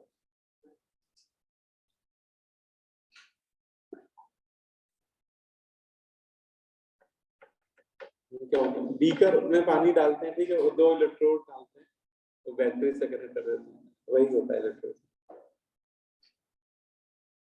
ठीक है। नीचे डायग्राम एकदम बना हुआ है इस तरह का, ठीक है। तो इलेक्ट्रोलिसिस बिल्कुल बेसिक कॉन्सेप्ट है। हाँ, अगर आपसे कोई ये पूछे what is the difference between ionisation of a salt और and electrolysis of a salt, दोनों में डिफरेंस क्या है, तो देखो दोनों में बहुत मेजर डिफरेंस है, बहुत मेजर डिफरेंस बोल सकते हो कि जैसे कोई सॉल्ट है AB, ठीक है, ये AB सॉल्ट है, इस AB सॉल्ट को आपने क्या किया, पानी में डिसॉल्व कर दिया। AB सॉल्ट है सॉलिड, ज्यादा सॉल्ट सॉलिड ही होते हैं, तो उसको आपने किस में डिसॉल्व कर दिया, वाटर में, है ना। अच्छा, आयनिक सॉल्ट है, वाटर भी पोलर सॉल्वेंट है, तो इतना तो आप लोग जानते हैं, लाइट जो लाइट के अकॉर्डिंग आयनिक सॉल्ट वाटर में क्या हो जाएंगे, आयनाइज हो जाएंगे, ठीक है, कैटायन अलग हो जाएंगे, एनायन अलग हो जाएंगे। तो इतना जो प्रोसेस है, दिस इज कॉल्ड आयनाइजेशन। किसी सॉल्ट को पानी में डिसॉल्व करने पे जब वो कैटायन एनायन में डिसोसिएट हो जाता है, तो इस फिनोमिनन को हम लोग बोलते हैं डिसोसिएशन या आयनाइजेशन, ठीक है। लेकिन इलेक्ट्रोलिसिस में क्या हो रहा है कि उसमें 2 इलेक्ट्रोड भी पड़े हुए हैं, पानी में सॉल्वेंट तो वाटर है ही है, साथ में 2 इलेक्ट्रोड पड़े हुए हैं, ज्यादातर वो प्लेटिनम के इनर्ट इलेक्ट्रोड ले लेते हैं, और एक बीच में बैटरी से कनेक्ट कर दिया दोनों इलेक्ट्रोड। तो होगा क्या कि जैसे देखो इस डायग्राम में, देखो कि इस डायग्राम में मुझे मान लो AB सॉल्ट की इलेक्ट्रोलिसिस करानी है, तो मैं AB सॉल्ट को डाल दूंगा। अच्छा, पानी भी पड़ा हुआ है, कर रहा हूँ बेटा, कर, बस ये एक मिनट समझा देता हूँ कि जैसे आपने एक बीकर लिया, बीकर में आपने पानी में डाल दिया, ठीक है, एक्वा सॉल्यूशन, और उसी में आपने AB सॉल्ट जो है जिसकी आप इलेक्ट्रोलिसिस कराना चाह रहे हो वो आपने डिसॉल्व कर दिया। तो जैसे आप डिसॉल्व करोगे बेटा आयनाइज हो जाएगा, AB में कैटायन अलग हो जाएंगे, है ना, और एनायन अलग हो जाएंगे, ठीक है। और यहाँ पे एक 2 प्लेटें पड़ी हुई है, इनमें से एक एनोड एक कैथोड है, और दोनों को एक आपने एक्सटर्नल बैटरी से कनेक्ट कर रखा है यहाँ पर, ठीक है। और इतना तो आप लोग बेसिक फिजिक्स सब लोग जानते हो कि जो प्लेट बैटरी के पॉजिटिव टर्मिनल से कनेक्ट होगी उस पे कौन सा चार्ज डेवलप हो रहा होगा, बोलो भाई, पॉजिटिव है ना। ये तो सिंपल सेल की बात हो रही, बेसिक सेल, ठीक है। और जो प्लेट बैटरी के नेगेटिव टर्मिनल से कनेक्ट है उस पे निकलता है, तो यहाँ पे बीच में कौन सी फील्ड स्टेब्लिश हो जाएगी, एक इलेक्ट्रिक फील्ड स्टेब्लिश हो जाएगी, ये कैपेसिटर बन जाएगा ना, बोलो भाई, ये तो एक कैपेसिटर बन गया, और इस कैपेसिटर में दोनों प्लेट के बीच में पोटेंशियल डिफरेंस एराइज होगा, ये इलेक्ट्रिक फील्ड स्टेब्लिश हो जाएगी। और इस इलेक्ट्रिक फील्ड में जो कैटायन और एनायन है इनमें इलेक्ट्रिक फोर्स लगने लगेगा, ऐसे समझो जैसे ये कैटायन है तो कैटायन पे फोर्स लग रहा होगा किस प्लेट की तरफ से, एनोड, मतलब negatively charge plate, negatively charge plate को कैथोड बोला जाता है इलेक्ट्रोलाइटिक सेल में। इलेक्ट्रोलाइटिक सेल में जो कन्वेंशन दिए गए ना वो फैराडे के अकॉर्डिंग दिए गए। सबसे पहले सेल जो बनाया था फैराडे ने बनाया था, तो फैराडे ने ये बोला था कि इलेक्ट्रोलिसिस के दौरान जो आयन पॉजिटिवली चार्ज, अच्छा सॉरी, कैटायन जिस प्लेट की तरफ दौड़ रहा होगा उस प्लेट को हम लोग क्या बोलेंगे, कैथोड, और कैटायन हमेशा उस प्लेट की तरफ दौड़ेगा जिस पे कौन सा चार्ज होगा, नेगेटिव चार्ज। तो फैराडे मतलब के अकॉर्डिंग, फैराडे के कन्वेंशन के अकॉर्डिंग जो नेगेटिवली चार्ज प्लेट होती है उसे हम लोग नाम दे देते हैं इलेक्ट्रोलाइटिक सेल में कैथोड, ठीक है। तो सारे कैटायन दौड़ने लगेंगे किधर side, cathode, negatively charge plate, मतलब A+ आयन जाएंगे कैथोड तरफ, वो B- आयन जाएंगे एनोड तरफ, ठीक है। तो इसी फिनोमिनन को हम लोग क्या बोल रहे हैं, इलेक्ट्रोलिसिस बोल रहे हैं, ठीक है। अच्छा, जब अच्छा ये भी ध्यान रखना कि A+ आयन कैथोड पे जाएंगे तो उनका रिडक्शन होगा, कैथोड पे हमेशा कौन सी हाफ रिएक्शन होगी, रिडक्शन, है ना। ये ऑलवेज एप्लीकेबल है, चाहे सेल कोई भी हो, चाहे गैल्वेनिक सेल में भी यही हो रहा था, कैथोड पे हमेशा रिडक्शन होता है। तो A+ आयन रिडक्शन रिड्यूस हो जाएगा, रिड्यूस मतलब इलेक्ट्रॉन गेन करेगा, gain of electron is called reduction. तो A+ आयन इलेक्ट्रॉन गेन करके A2 में कन्वर्ट हो जाएगा, ये मान के चल रहे कोई प्रोडक्ट है A2 में कन्वर्ट हो गया, ठीक है।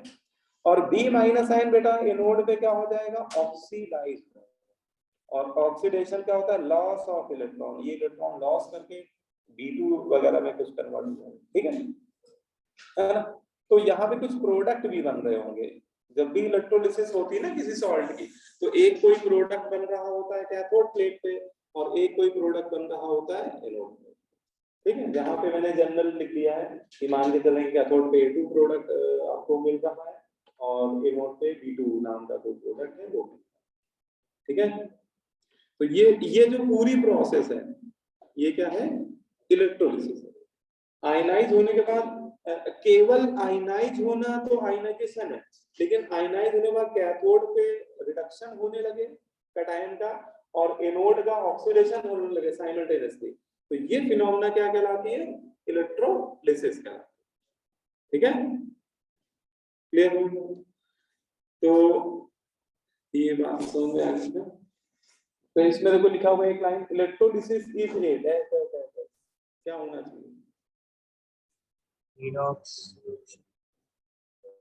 हाँ, इलेक्ट्रोलिसिस एक रिडॉक्स प्रोसेस है, क्योंकि तो इलेक्ट्रोलिसिस में कैटायन का हो रहा है रिडक्शन, साथ एनायन का हो रहा है ऑक्सीडेशन। तो electrolysis is a redox phenomenon, है ना।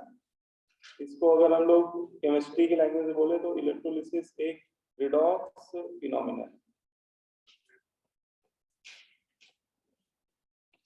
बिल्कुल सही, ठीक है। इलेक्ट्रोलिसिस एक रिडॉक्स फिनोमेनन।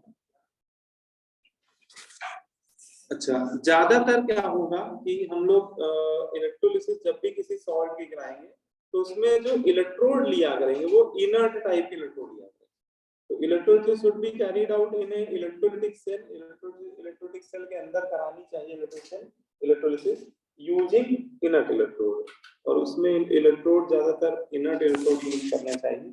उसमें सबसे ज्यादा फेमस है प्लेटिनम इलेक्ट्रोड या ग्रेफाइट इलेक्ट्रोड भी ले सकते हैं। ग्रेफाइट इलेक्ट्रोड भी इनर्ट इलेक्ट्रोड की कैटेगरी में आता है, ठीक है, प्लेटिनम या फिर ग्रेफाइट। तो ज्यादातर आप देखेंगे कि इलेक्ट्रोलिसिस इलेक्ट्रोलिटिक सेल के अंदर ही कराई जाती है और कोई ना कोई इनर्ट इलेक्ट्रोड की प्रेजेंस में कराई जाती है, ठीक है। अब इसमें क्वेश्चन कैसे पूछाएंगे, तो क्वेश्चन में आपको कोई सॉल्ट दे दिया जाएगा और बोला जाएगा कि इसकी इलेक्ट्रोलिसिस कराई जा रही है और आपसे प्रोडक्ट पूछा जाएगा कि कैथोड पे क्या प्रोडक्ट ऑब्टेन हो रहा है वो बताइए और एनोड पे क्या प्रोडक्ट होता है, ठीक है। ऑब्जेक्टिव में तो वो कोई भी एक प्रोडक्ट पूछ सकता है कैथोड पे या एनोड पे। तो देखो इसमें सबसे पहले हम लोग मॉल्टेन सॉल्ट की इलेक्ट्रोलिसिस पढ़ने आ रहे हैं, ठीक है। ये सबसे बेसिक इलेक्ट्रोलिसिस होती है, इलेक्ट्रोलिसिस ऑफ मॉल्टेन NaCl। जैसे मैंने NaCl लिया, उसका मॉल्टेन सॉल्यूशन मैंने ले लिया। मॉल्टेन का क्या मतलब है, हाँ ठीक है, हाँ। मॉल्टेन का मतलब है कि मेल्ट सॉल्यूशन, या उसको हिंदी बोलते हैं पिघला हुआ, है ना, पिघला हुआ, उसको पिघला दिया है, फ्यूज कर दिया। कोई भी सॉल्ट है उसको उसके मेल्टिंग पॉइंट से ऊपर पे हीट करने लगो तो वो मॉल्टेन स्टेट में आ जाएगा। NaCl पाउडर फॉर्म में ले लो और उसको उसके मेल्टिंग पॉइंट के ऊपर हीट करो, उसके मेल्टिंग पॉइंट से ऊपर हीट करना पड़ेगा, तब उसका मॉल्टेन सॉल्यूशन आपको मिलता है, ठीक है। तो यहाँ पे वही किया गया NaCl, जहाँ तो मैंने AB ले लिया था, लेकिन अब मैं NaCl लेने जा रहा हूँ। अब मैं यहाँ पे NaCl लेने जा रहा हूँ, ठीक है। तो यहाँ पे एग्जांपल में NaCl का एक्वस सॉल्यूशन ले लेना है, ठीक है। अच्छा, जब भी कोई सॉल्ट को हम लोग मॉल्टेन कंडीशन पे ले आएंगे, मतलब उसको मेल्टिंग पॉइंट से ऊपर हीट करेंगे, तो उसके जो आयनिक, उसके अपने जो खुद के आयनिक बॉन्ड है वो टूट जाएंगे, मतलब वो सॉल्ट आयनाइज फेज में आ जाएगा, ठीक है। तो NaCl का मॉल्टेन सॉल्यूशन मतलब उसमें आयंस कैटायन अलग है, एनायन अलग है, ठीक है। मॉल्टेन सॉल्यूशन लेने पे सॉल्ट का क्या हो जाता है, उनके आयंस डिसोसिएट हो जाते हैं, ठीक है, कैटायन अलग हो जाते हैं, एनायन अलग हो जाते हैं। अब आपने उसको एक इलेक्ट्रोलिटिक सेल के अंदर डाल दिया, इसका मॉल्टेन सॉल्यूशन फिल कर दिया बेटा इसके अंदर, और वहां पे आपने 2 इलेक्ट्रोड फिट कर दिए, कैथोड एनोड, प्लेटिनम इलेक्ट्रोड मान देते हैं, और एक V वोल्ट की बैटरी ऊपर आपने फिट कर दी, ठीक है। तो जैसे ही आप करोगे, तो जब ये आप की स्टार्ट करोगे तो इस पे पॉजिटिव चार्ज आएगा, इस पे नेगेटिव आएगा, तो सारे सोडियम आयन किधर दौड़ने लगेंगे, जितने भी सोडियम आयन होंगे सब वो निगेटिवली चार्ज प्लेट की तरफ माइग्रेट कर लगने लगेंगे in the influence of electric field, है ना, इन पे इलेक्ट्रिक फोर्स लगने लगेगा। अब वो फिजिक्स की लैंग्वेज बोला जाए तो ये कटायन है, तो कटायन पे फोर्स लग रहा होगा F बराबर QE, नहीं QV, है ना, ये लगता है ना।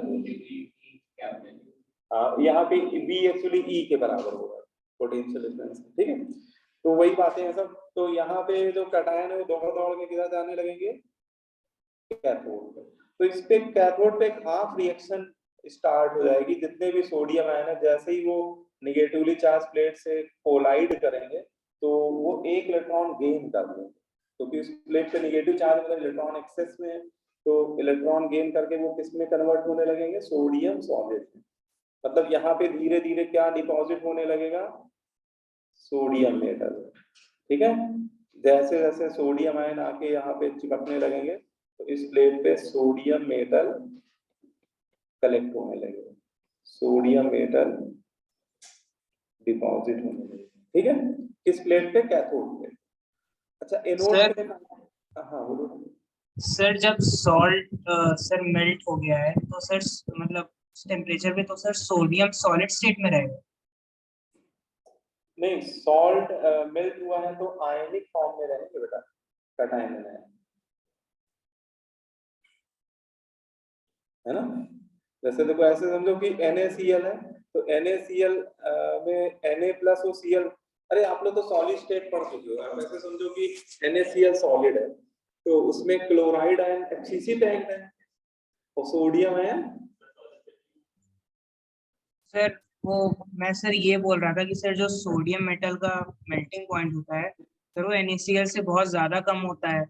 सर जब NaCl सर लिक्विड स्टेट में है तो सर सोडियम मेटल भी तो लिक्विड स्टेट में ही होगा, सर वो सॉलिड कैसे।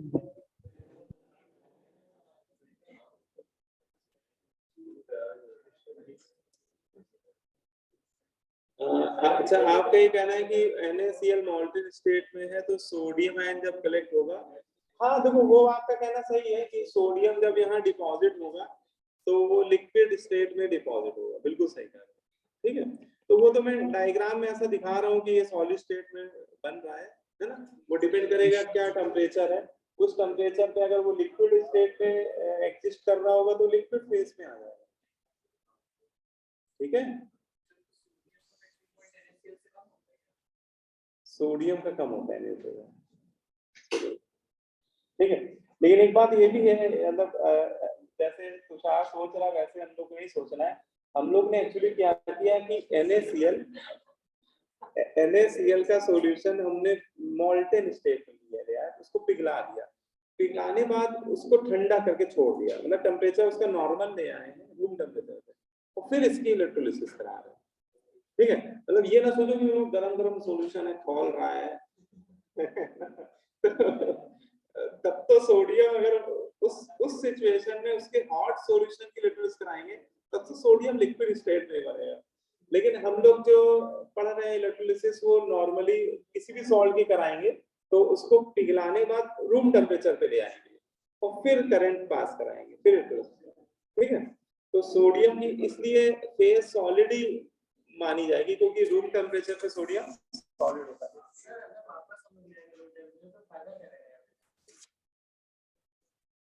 नहीं तो मॉल्टन होने के बाद वो रहेगा तो मॉल्टन स्टेट में ना।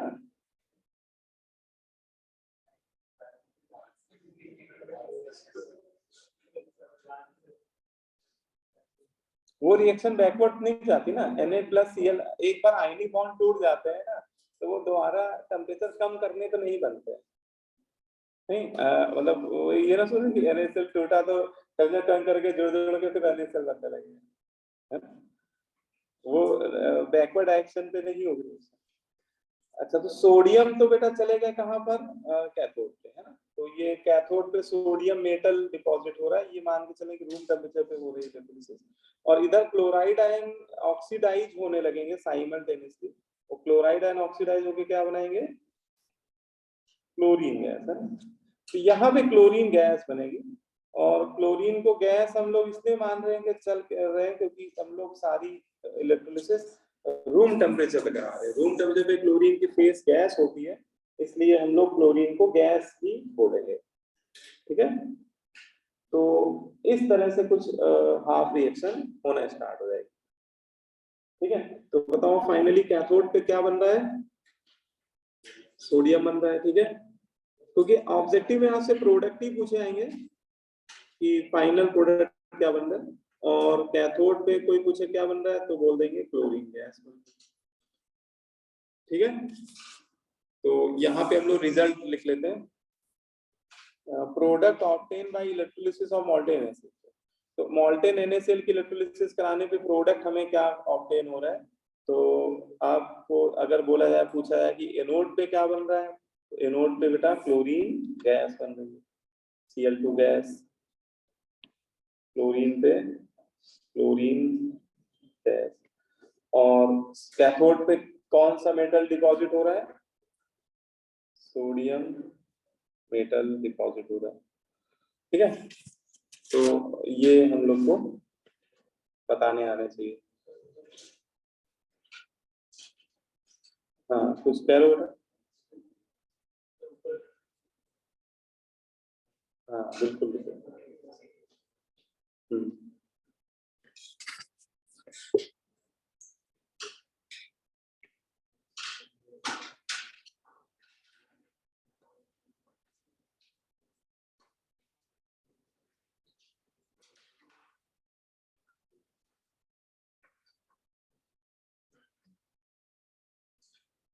इंडिविजुअल टेस्ट कैसा हुआ, एडवांस का तो नहीं हुआ?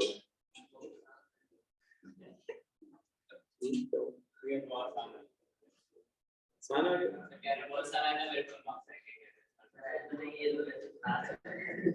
ये बढ़िया है। अगर पेपर एडवांस से आसान लग रहा है तो आपकी तैयारी अच्छी है।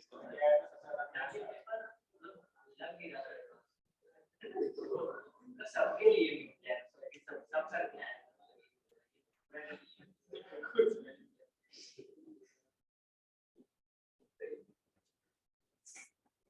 मैथ केमिस्ट्री इजी होती है, केमिस्ट्री में तो थोड़ा क्या है कि आपने अच्छे से पढ़ लिया है, कॉन्सेप्ट क्लियर, तो मेंस एडवांस से बहुत फर्क नहीं पड़ता है। हाँ, मैथ्स भी से थोड़ा फर्क पड़ता है और उसमें डिफरेंस अच्छा होता है,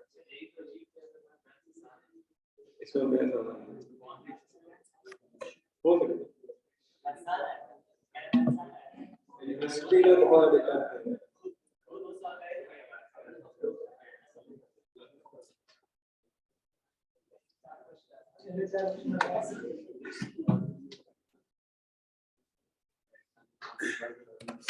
अब ये आप लोगों को बताना है, electrolysis of molten lead chloride. अगर आपसे पूछा है कि मॉल्टेन लेड क्लोराइड की इलेक्ट्रोलिसिस कराई जा रही है और कैथोड पे क्या ऑब्टेन हो रहा है और एनोड पे क्या प्रोडक्ट ऑब्टेन हो रहा है।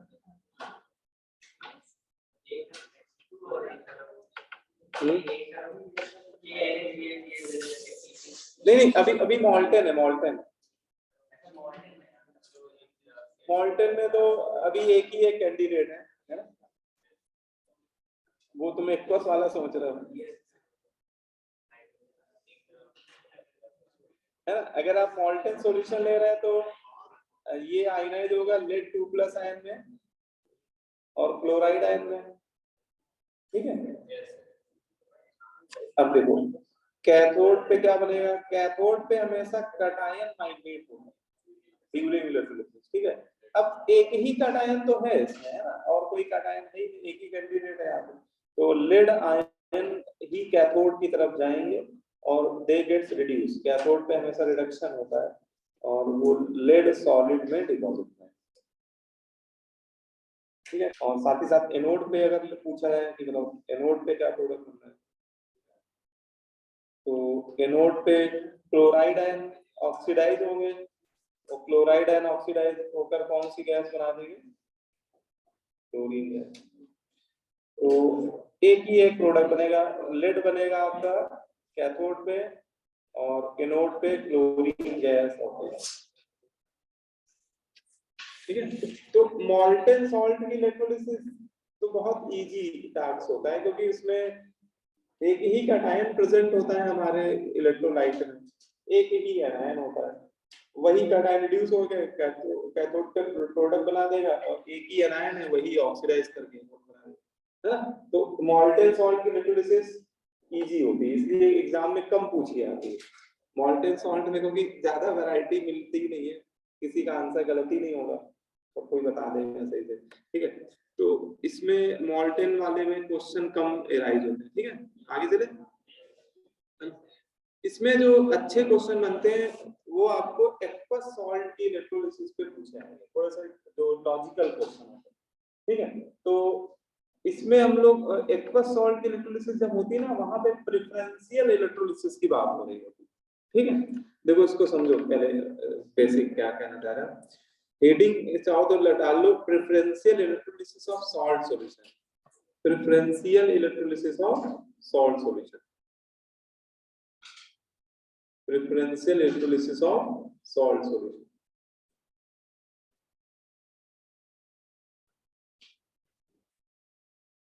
ठीक है, देखो अभी तक क्या था कि केवल एक ही कटायन मौजूद होता था। मॉल्टन सॉल्यूशन जब तक लेते हैं हम लोग किसी सॉल्ट के मॉडल स्टेट में, तो एक ही कटायन होता है और एक ही एनायन होता है, तो वही कटायन रिड्यूस होने लगता है कैथोड पे, और वही एक सिंगल एनायन जो होता है वही ऑक्सीडाइज में प्रोडक्ट होता है। लेकिन एक्वस सॉल्ट का जब सॉल्यूशन लेते हैं, जैसे हम लोग NaCl का एक्वस सॉल्यूशन अगर ले लें, मतलब NaCl को पिघलाए ना, NaCl सॉलिड फॉर्म में ले, उसको पानी में डिसॉल्व कर दें, उसका क्या बना ले, सैचुरेटेड सॉल्यूशन तैयार कर लें और उसकी इलेक्ट्रोलिसिस कराना स्टार्ट कर दें, तो वहां पर पॉसिबिलिटी दो पॉसिबिलिटी होगी। देखो वहां पे क्या पॉसिबिलिटी होगी, कैथोड पे दो कैंडिडेट ऐसे होंगे जो रिड्यूस हो सकते हैं। कैथोड पे एक पॉसिबिलिटी होगी कि जो सॉल्ट का खुद का कटायन है वो रिड्यूस हो सकता है, एक पॉसिबिलिटी तो हमेशा वही रहेगी कि सॉल्ट का कटायन ही रिड्यूस हो जाए, जैसे NaCl लिया तो Na+ ही रिड्यूस हो जाए कैथोड में, है ना। दूसरा, वाटर एक सेकेंड कैंडिडेट बन जाता है। वाटर एक ऐसा स्पीशीज है जो ऑक्सीडाइज भी हो सकता है और रिड्यूस भी हो सकता है, क्योंकि ये न्यूट्रल होते हैं। वाटर क्या होते हैं, न्यूट्रल होते हैं, ठीक है। अच्छा आपको लग रहा है सर न्यूट्रल है तो ये तो ना तो कैथोड की तरफ जाने चाहिए ना तो एनोड की तरफ, तो इनकी तो इलेक्ट्रोलिसिस ही नहीं होनी चाहिए। वाटर से आने वाले H+ आयन OH आयन कभी नहीं इलेक्ट्रोलाइज होते हैं, क्योंकि वाटर बहुत वीक इलेक्ट्रोलाइट है, वो आयनाइज ही बहुत, उसका अल्फा ही बहुत कम होता है, उससे H+ आयन OH इतने कम आ रहे होते हैं कि उनको तो इग्नोर ही कर दिया जाता है। हाँ एसिडिफाइड वाटर में H+ आएंगे, लेकिन अगर एसिडिफाइड वर्ड उसने नहीं लिया है तो उसको भी समझो। एसिडिफाइड अगर उसने केवल वाटर लिखा है तो देखो water dipole molecule, water polar होते हैं ना, तो उनके एक एंड पे H+ आयन होगा तो दूसरे एंड पे OH।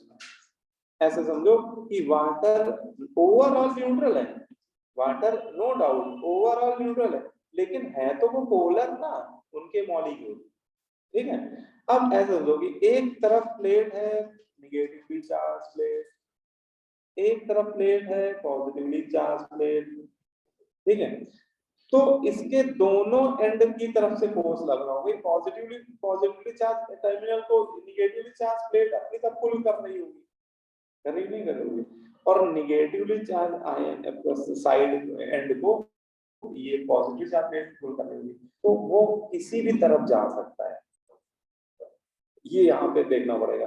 अब वो किस तरफ जाएगा वो डिपेंड करेगा उसके रिडक्शन पोटेंशियल की वैल्यू पे, है ना। ये फाइनली कैसे डिसाइड करेंगे कि वो कैथोड पे जाएगा, एनोड पे जाएगा या कहीं नहीं जाएगा, ऐसा भी हो सकता है। तो ये बात फैराडे ने हम लोग को बताई। इसमें फैराडे का पहला तो बेसिक आपको बताते हैं। फैराडे ने हम लोग को ये बताई, जब उन्होंने एक्वस सॉल्ट की इलेक्ट्रोलिसिस करा के देखी तो उन्होंने बोला कि जब एक्वस सॉल्ट की इलेक्ट्रोलिसिस कराते हैं तो एक इलेक्ट्रोड पे प्रेफरेंशियली एक ही स्पीशीज ऑक्सीडाइज होती है या रिड्यूस होती है, ठीक है। जैसे यहाँ पे हम लोग बात कर रहे हैं कि कैथोड पे दो पॉसिबिलिटी है कि सॉल्ट का कटायन रिड्यूस हो सकता है। एक पॉसिबिलिटी नंबर 1 ये हो गई। पॉसिबिलिटी नंबर 2 की वाटर मॉलिक्यूल भी खुद क्या हो सकते हैं, रिड्यूस हो सकते हैं। लेकिन ऐसा नहीं होगा कि दोनों रिड्यूस होने लगेंगे। अगर सॉल्ट का कटायन रिड्यूस हो रहा होगा तो वाटर मॉलिक्यूल रिड्यूस कैथोड पे नहीं होंगे, है ना, या फिर वाटर मॉलिक्यूल रिड्यूस होंगे तो सॉल्ट का कटायन नहीं रिड्यूस होगा, ठीक है। तो इसको फिर कैसे फैराडे ने एक्सप्लेन किया कि ऐसा क्यों होता है। तो उन्होंने बोला कि हर, ऐसे समझो कि मान लो कि सामने वाली प्लेट पे कौन सा चार्ज है, पॉजिटिव चार्ज है, ठीक है, और सॉल्यूशन में Na+ आयन भी वाटर भी है, तो दोनों में इलेक्ट्रिक फोर्स लग रहा होगा, दोनों दौड़ रहे होंगे किसी तरफ, कैथोड की तरफ, ठीक है, दोनों में एक रेस चल रही होगी, सोडियम आयन भी दौड़ रहे होंगे निगेटिवली चार्ज प्लेट की तरफ, और वाटर मॉलिक्यूल भी दौड़ रहे होंगे, दोनों अप्रोच कर रहे होंगे, लेकिन रेस में जिस आयन की मोबिलिटी ज्यादा होगी, आयनिक मोबिलिटी, ठीक है, वो जो पहले प्लेट पे पहुंच जाएगा वही क्या होगा, विनर होगा, जो पहले पहुंच जाएगा वही रिड्यूस हो जाएगा। तो उन्होंने फैराडे ने ये कहा कि हर आयन का अपना क्या होता है, डिस्चार्ज पोटेंशियल होता है।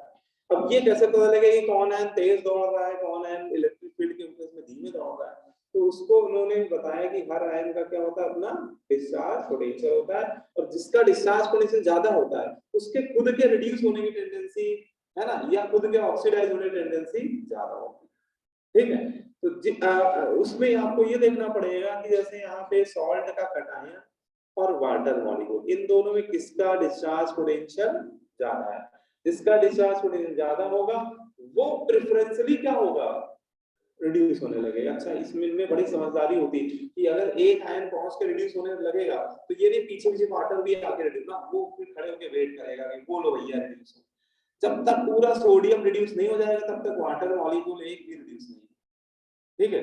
इसीलिए यहाँ प्रेफरेंशियल वर्ड की बात हो रही है, यहाँ पे देखो हेडिंग में क्या लिखा गया, प्रेफरेंशियल इलेक्ट्रोलिसिटी सॉल्ट में।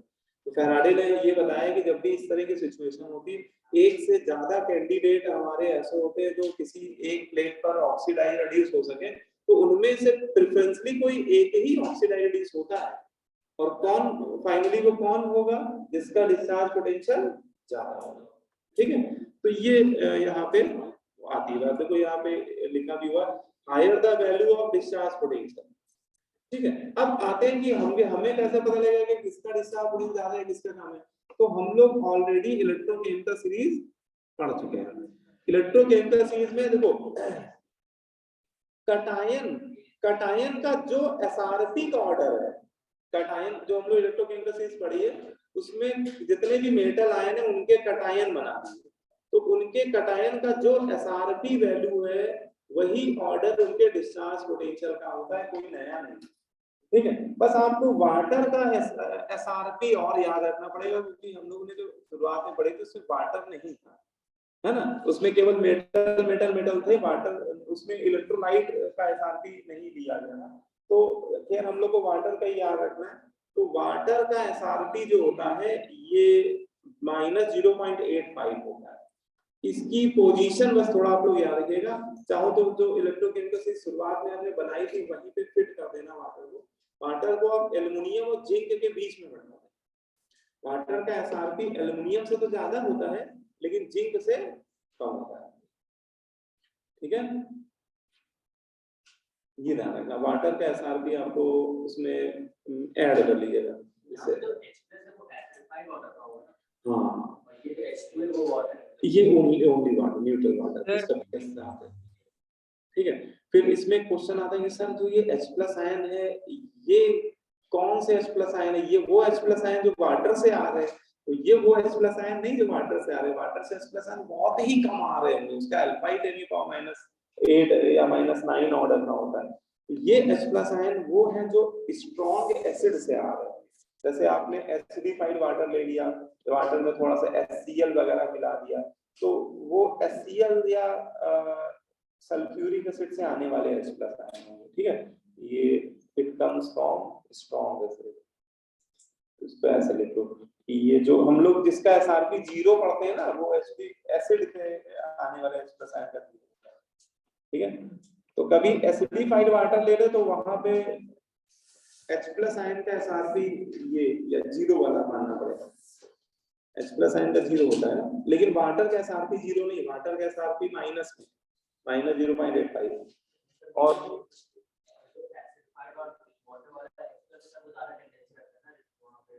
हाँ रिड्यूस, बिल्कुल सही। तो इसमें आप ऐसे समझो कि इसमें ऊपर से नीचे आने में एसआरपी वैल्यू बढ़ रही है कि घट रही है, बढ़ते हैं ना। और हम लोग ये एक लाइन याद किए थे, higher the SRP value more will be the tendency of reduction.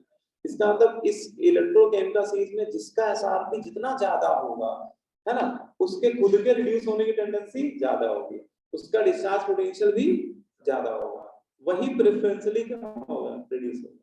तो हमें यही देखना होगा कि जिस भी क्वेश्चन में हम लोग इलेक्ट्रोलिसिस करा रहे होंगे उसमें कटायन में देख लेना कि किस कौन नीचे बैठा है, इलेक्ट्रोकेमिकल सीरीज में कौन कितना नीचे बैठा होगा, जो जितना नीचे बैठा होगा फाइनली वही रिड्यूस हो जाएगा।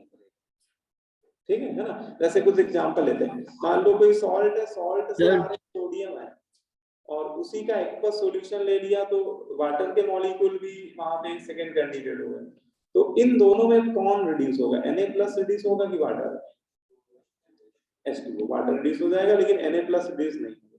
लेकिन मान लो कि वाटर के साथ मान लो जिंक का कोई सॉल्ट, जिंक सल्फेट ले लिया आपने, तो जिंक आयन आ रहे सॉल्ट के कटायन हो गए और वाटर एक्वस सॉल्यूशन है तो वाटर सेकंड मॉलिक्यूल हो गया, तो इस इन दोनों में कौन रिड्यूस होगा, जिंक आयन।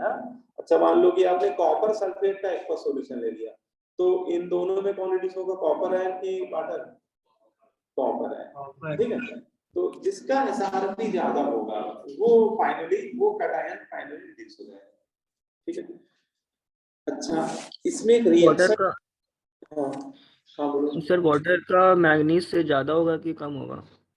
वाटर का मैग्नीज से कम होता है, मैग्नीज शायद यहाँ वो आगे लिखना रफ हो गया है ना, मैग्नीज से कम होगा, एल्युमिनियम से ज्यादा होता है और जिंक और मैग्नीज दोनों से कम होता है। इसमें सारे मेटल नहीं लिखे, मैंने कुछ छाट के मेटल लिखे हुए, वो सारे मेटल का सीक्वेंस वही है एसआरपी का। ठीक है, तो वाटर जो है, वाटर का एसआरपी एल्युमिनियम से ज्यादा है लेकिन मैग्नीज से, मैग्नीज और जिंक दोनों से। ठीक है। अच्छा अगर कभी बाय चांस मान लो वाटर रिड्यूस हो रहा हो किसी केस में, तो उसकी हाफ रिएक्शन क्या होगी, ये भी हम लोग को पता होना, सब्जेक्टिव पेपर में आपको लिखना पड़ती है आपको। तो वाटर जब रिड्यूस होता है तो बताओ क्या बनेगा आपको, नहीं हाइड्रोजन गैस बनेगी H+ आयन और 2 मोल होगा इसमें, रिड्यूस गेन करना ना, गेन ऑफ इलेक्ट्रॉन इसका रिडक्शन। वाटर जब रिड्यूस होगा तो इलेक्ट्रॉन गेन करेगा ना, तो वाटर मॉलिक्यूल जब इलेक्ट्रॉन गेन करेगा तो वो रिड्यूस होकर प्रोडक्ट क्या दे देगा, हाइड्रोजन गैस। ठीक है, तो ये हाफ रिएक्शन मतलब लिखनी आनी, वाटर रिडक्शन से ये हाफ रिएक्शन होगी। लेकिन अगर कभी एसिड से आने वाले H+ आयन रिड्यूस हो रहे होंगे तो H+ आयन इलेक्ट्रॉन गेन करके वो भी H2 ही बनाएंगे, लेकिन उसका एसआरपी क्या होगा, 0 होगा, है ना, क्योंकि H+ आयन नीचे बैठा हुआ है वाटर, H+ आयन का एसआरपी ज्यादा है वाटर। तो वो दोनों अलग अलग चीजें हैं, मतलब कंफ्यूज मत होना, ये वाटर के रिडक्शन की हाफ रिएक्शन है, ये एसिड से आने वाले H+ आयन के रिडक्शन की हाफ रिएक्शन। प्रोडक्ट दोनों में सेम बनता है, दोनों में हाइड्रोजन ही बनता है। हाँ उसमें बाय प्रोडक्ट में OH बन रहा है लेकिन इसमें बाय प्रोडक्ट में OH। ठीक है, तो वाटर का रिडक्शन से हाइड्रोजन गैस मिलती है। सर हाँ गुड। सर अगर एसआरपी में डिफरेंस नहीं हुआ दो कैटायंस के, तो सर ऐसी पॉसिबिलिटी है क्या कि सर कैथोड पे दोनों का कुछ ना कुछ कॉन्सेंट्रेशन जो है वो यूटिलाइज हो रहा हो? तो हाँ वैसे कोई ऐसा होता नहीं है, कोई भी दो कैटायन का एसआरपी सेम नहीं होता है, मतलब बहुत क्लोज होगा, बहुत थोड़ा सा difference। अब वैसे तो थोड़ा डिफरेंस में जिसका ज्यादा होगा वही होगा, थ्योरेटिकली हम लोग उसी को बोलेंगे। हाँ अगर बहुत क्लोजेस्ट है तो साइमल्टेनियस रिडक्शन होने की पॉसिबिलिटी रहती है, बट थ्योरेटिकली हम लोग एक ही को कंसीडर करेंगे, जिसका थोड़ा भी ज्यादा होगा वही वाला फाइनल आंसर। ठीक है। अच्छा एनोड में भी यही चीज देखनी होगी, एनोड में भी हमेशा दो सिचुएशन रहेगी, एक सिचुएशन सॉल्ट का जो एनायन है वो ऑक्सीडाइज होके बनाने लगे प्रोडक्ट को, है ना, और दूसरा वाटर मॉलिक्यूल यहाँ भी अपनी टांग अड़ाए हुए हैं। मतलब वाटर मॉलिक्यूल दोनों जगह एक पॉसिबिलिटी रहेगी कि वाटर रिड्यूस भी हो सकता है, ऑक्सीडाइज भी हो सकता है। तो वाटर मॉलिक्यूल में आल्सो ऑक्सीडाइजेज है, ठीक है। फिर यहाँ पे वही बात है कि जिसका डिस्चार्ज पोटेंशियल ज्यादा होगा वो ऑक्सीडाइज। यहाँ डिस्चार्ज पोटेंशियल का मतलब है उसके ऑक्सीडेशन पोटेंशियल से, ठीक है, क्योंकि एनोड पे क्या होता है, हमेशा ऑक्सीडेशन होता है। तो यहाँ पे देखो लिखा हुआ है for anion higher the discharge potential more will be the tendency of oxidation. अब एनायन का ऑर्डर अलग से लिख दिया है क्योंकि देखो एनायन कुछ ही है और वो इलेक्ट्रोकेमिकल सीरीज में सारे कवर नहीं पाते, तो एनायन का ये ऑर्डर आप अलग से नोट कर लीजिए, ठीक है। एनायन के एसओपी का ऑर्डर या उनके डिस्चार्ज पोटेंशियल का ऑर्डर जो है वो ये है। सबसे ज्यादा डिस्चार्ज पोटेंशियल एनायन में होता है iodide ion, negatively charge ion में आई माइनस, फिर ब्रोमाइड आयन, फिर क्लोराइड आयन, उसके बाद OH माइनस। लेकिन ये OH आयन वो नहीं है जो वाटर से आ रहे हैं, उनको तो इग्नोर ही करके चल रहे हैं हम लोग। ये OH आयन वो है जो कहां से आ रहे हैं, स्ट्रॉन्ग फेज से आ रहे हैं। फिर ये वाटर वाला, वाटर का डिस्चार्ज पोटेंशियल एनायन में OH आयन से कम होता है, तो इन चारों से कम है, तीनों हैलाइड आयन और OH आयन, और ज्यादा है नाइट्राइट आयन से, सल्फेट आयन से और फ्लोराइड आयन से। फ्लोराइड आयन का एसओपी या सबसे कम होता है। तो ये एनायन का एनायन ये कुछ सर्टेन आयन है जो होते हैं ऑक्सीडाइज, और उनके लिए ये ऑर्डर है ना। इसके लिए इलेक्ट्रोकेमिकल सीरीज देखने की जरूरत नहीं, क्योंकि इलेक्ट्रोकेमिकल सीरीज में कैटायन के लिए देखेंगे, ठीक है, हो गया। तो एनोड पे हमेशा दो पॉसिबिलिटी रहेगी, एक तो सॉल्ट का एनायन हो सकता है ऑक्सीडाइज, या फिर वाटर। अब उसके लिए वही नीचे वाला ऑर्डर देख के हम लोग डिसाइड करेंगे कि जिसका ऑक्सीडेशन पोटेंशियल ज्यादा होगा फाइनली वो ऑक्सीडाइज हो जाएगा,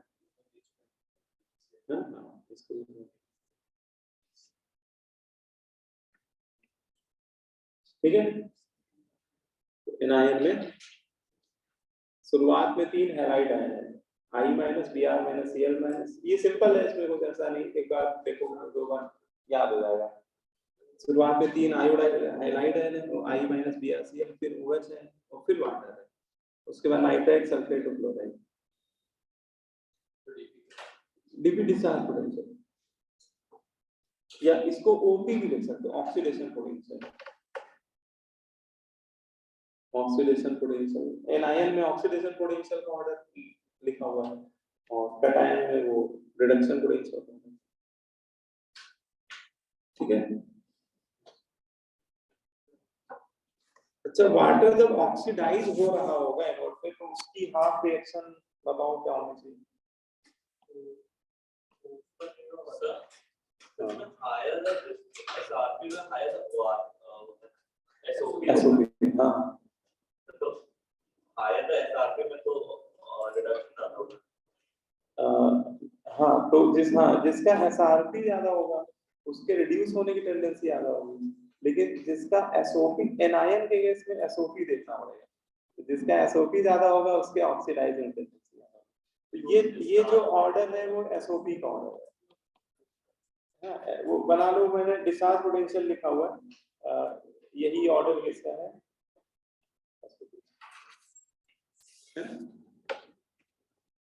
तो ये सेम चीज है। वाटर का तो ये रिएक्शन को नोट करना।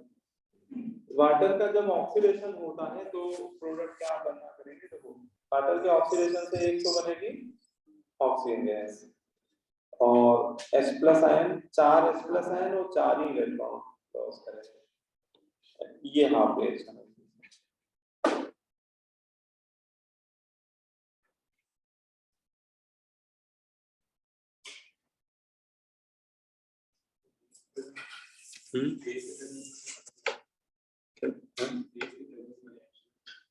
बेस, हाँ, बेस की वजह में क्या होगा कि OH आयन ऑक्सीडाइज होगा, अगर बेस से आने वाले OH आयन का हो रहा होगा तो उसमें प्रोडक्ट O2 ही बनेगा, और प्लस 2 मोल ले लो, 2 H+ आएंगे, 2 इलेक्ट्रॉन, उसकी यहाँ पे, ठीक है। थोड़ी सिमिलर है, बस डिफरेंस इतना है कि वाटर के लिए 4 इलेक्ट्रॉन का चेंज हो रहा है और OH से जब O2 बन रहा है तो 2 इलेक्ट्रॉन। सर ये नीचे वाली रिएक्शन क्या है? ये तो अगर बेस से आने वाले OH आयन का अच्छा है ना, ये बेस से आने वाले OH आयन का अगर ऑक्सीडेशन होने लगेगा तो हाँ बेस हो जाएगा, ठीक है ना। तो ये मैंने आपको कॉन्सेप्ट बता दिया, अब नेक्स्ट क्लास में क्वेश्चन इसको अप्लाई करना सीखेंगे, ठीक है। इतना आप लोग कर लीजिएगा। इसका PDF आज मैं थोड़ा मुश्किल है भेज पाऊँ, उसका रीजन है मेरा मोबाइल इसमें चार्जिंग नहीं हो पा रही कल रात से, तो ऑफ पड़ा हुआ है। आईडी मैंने नहीं भेजी थी, वो शिवम ने भेजी हो गया। चलो फिर है ना सर। हाँ बोलो बेटा। सर वो मैंने आपको कुछ क्वेश्चंस व्हाट्सएप किए थे सर, उसके क्या आप सर बता सकते हैं मुझे हेल्प? अभी मेरा मोबाइल मेरा ऑन ही नहीं हो रहा है,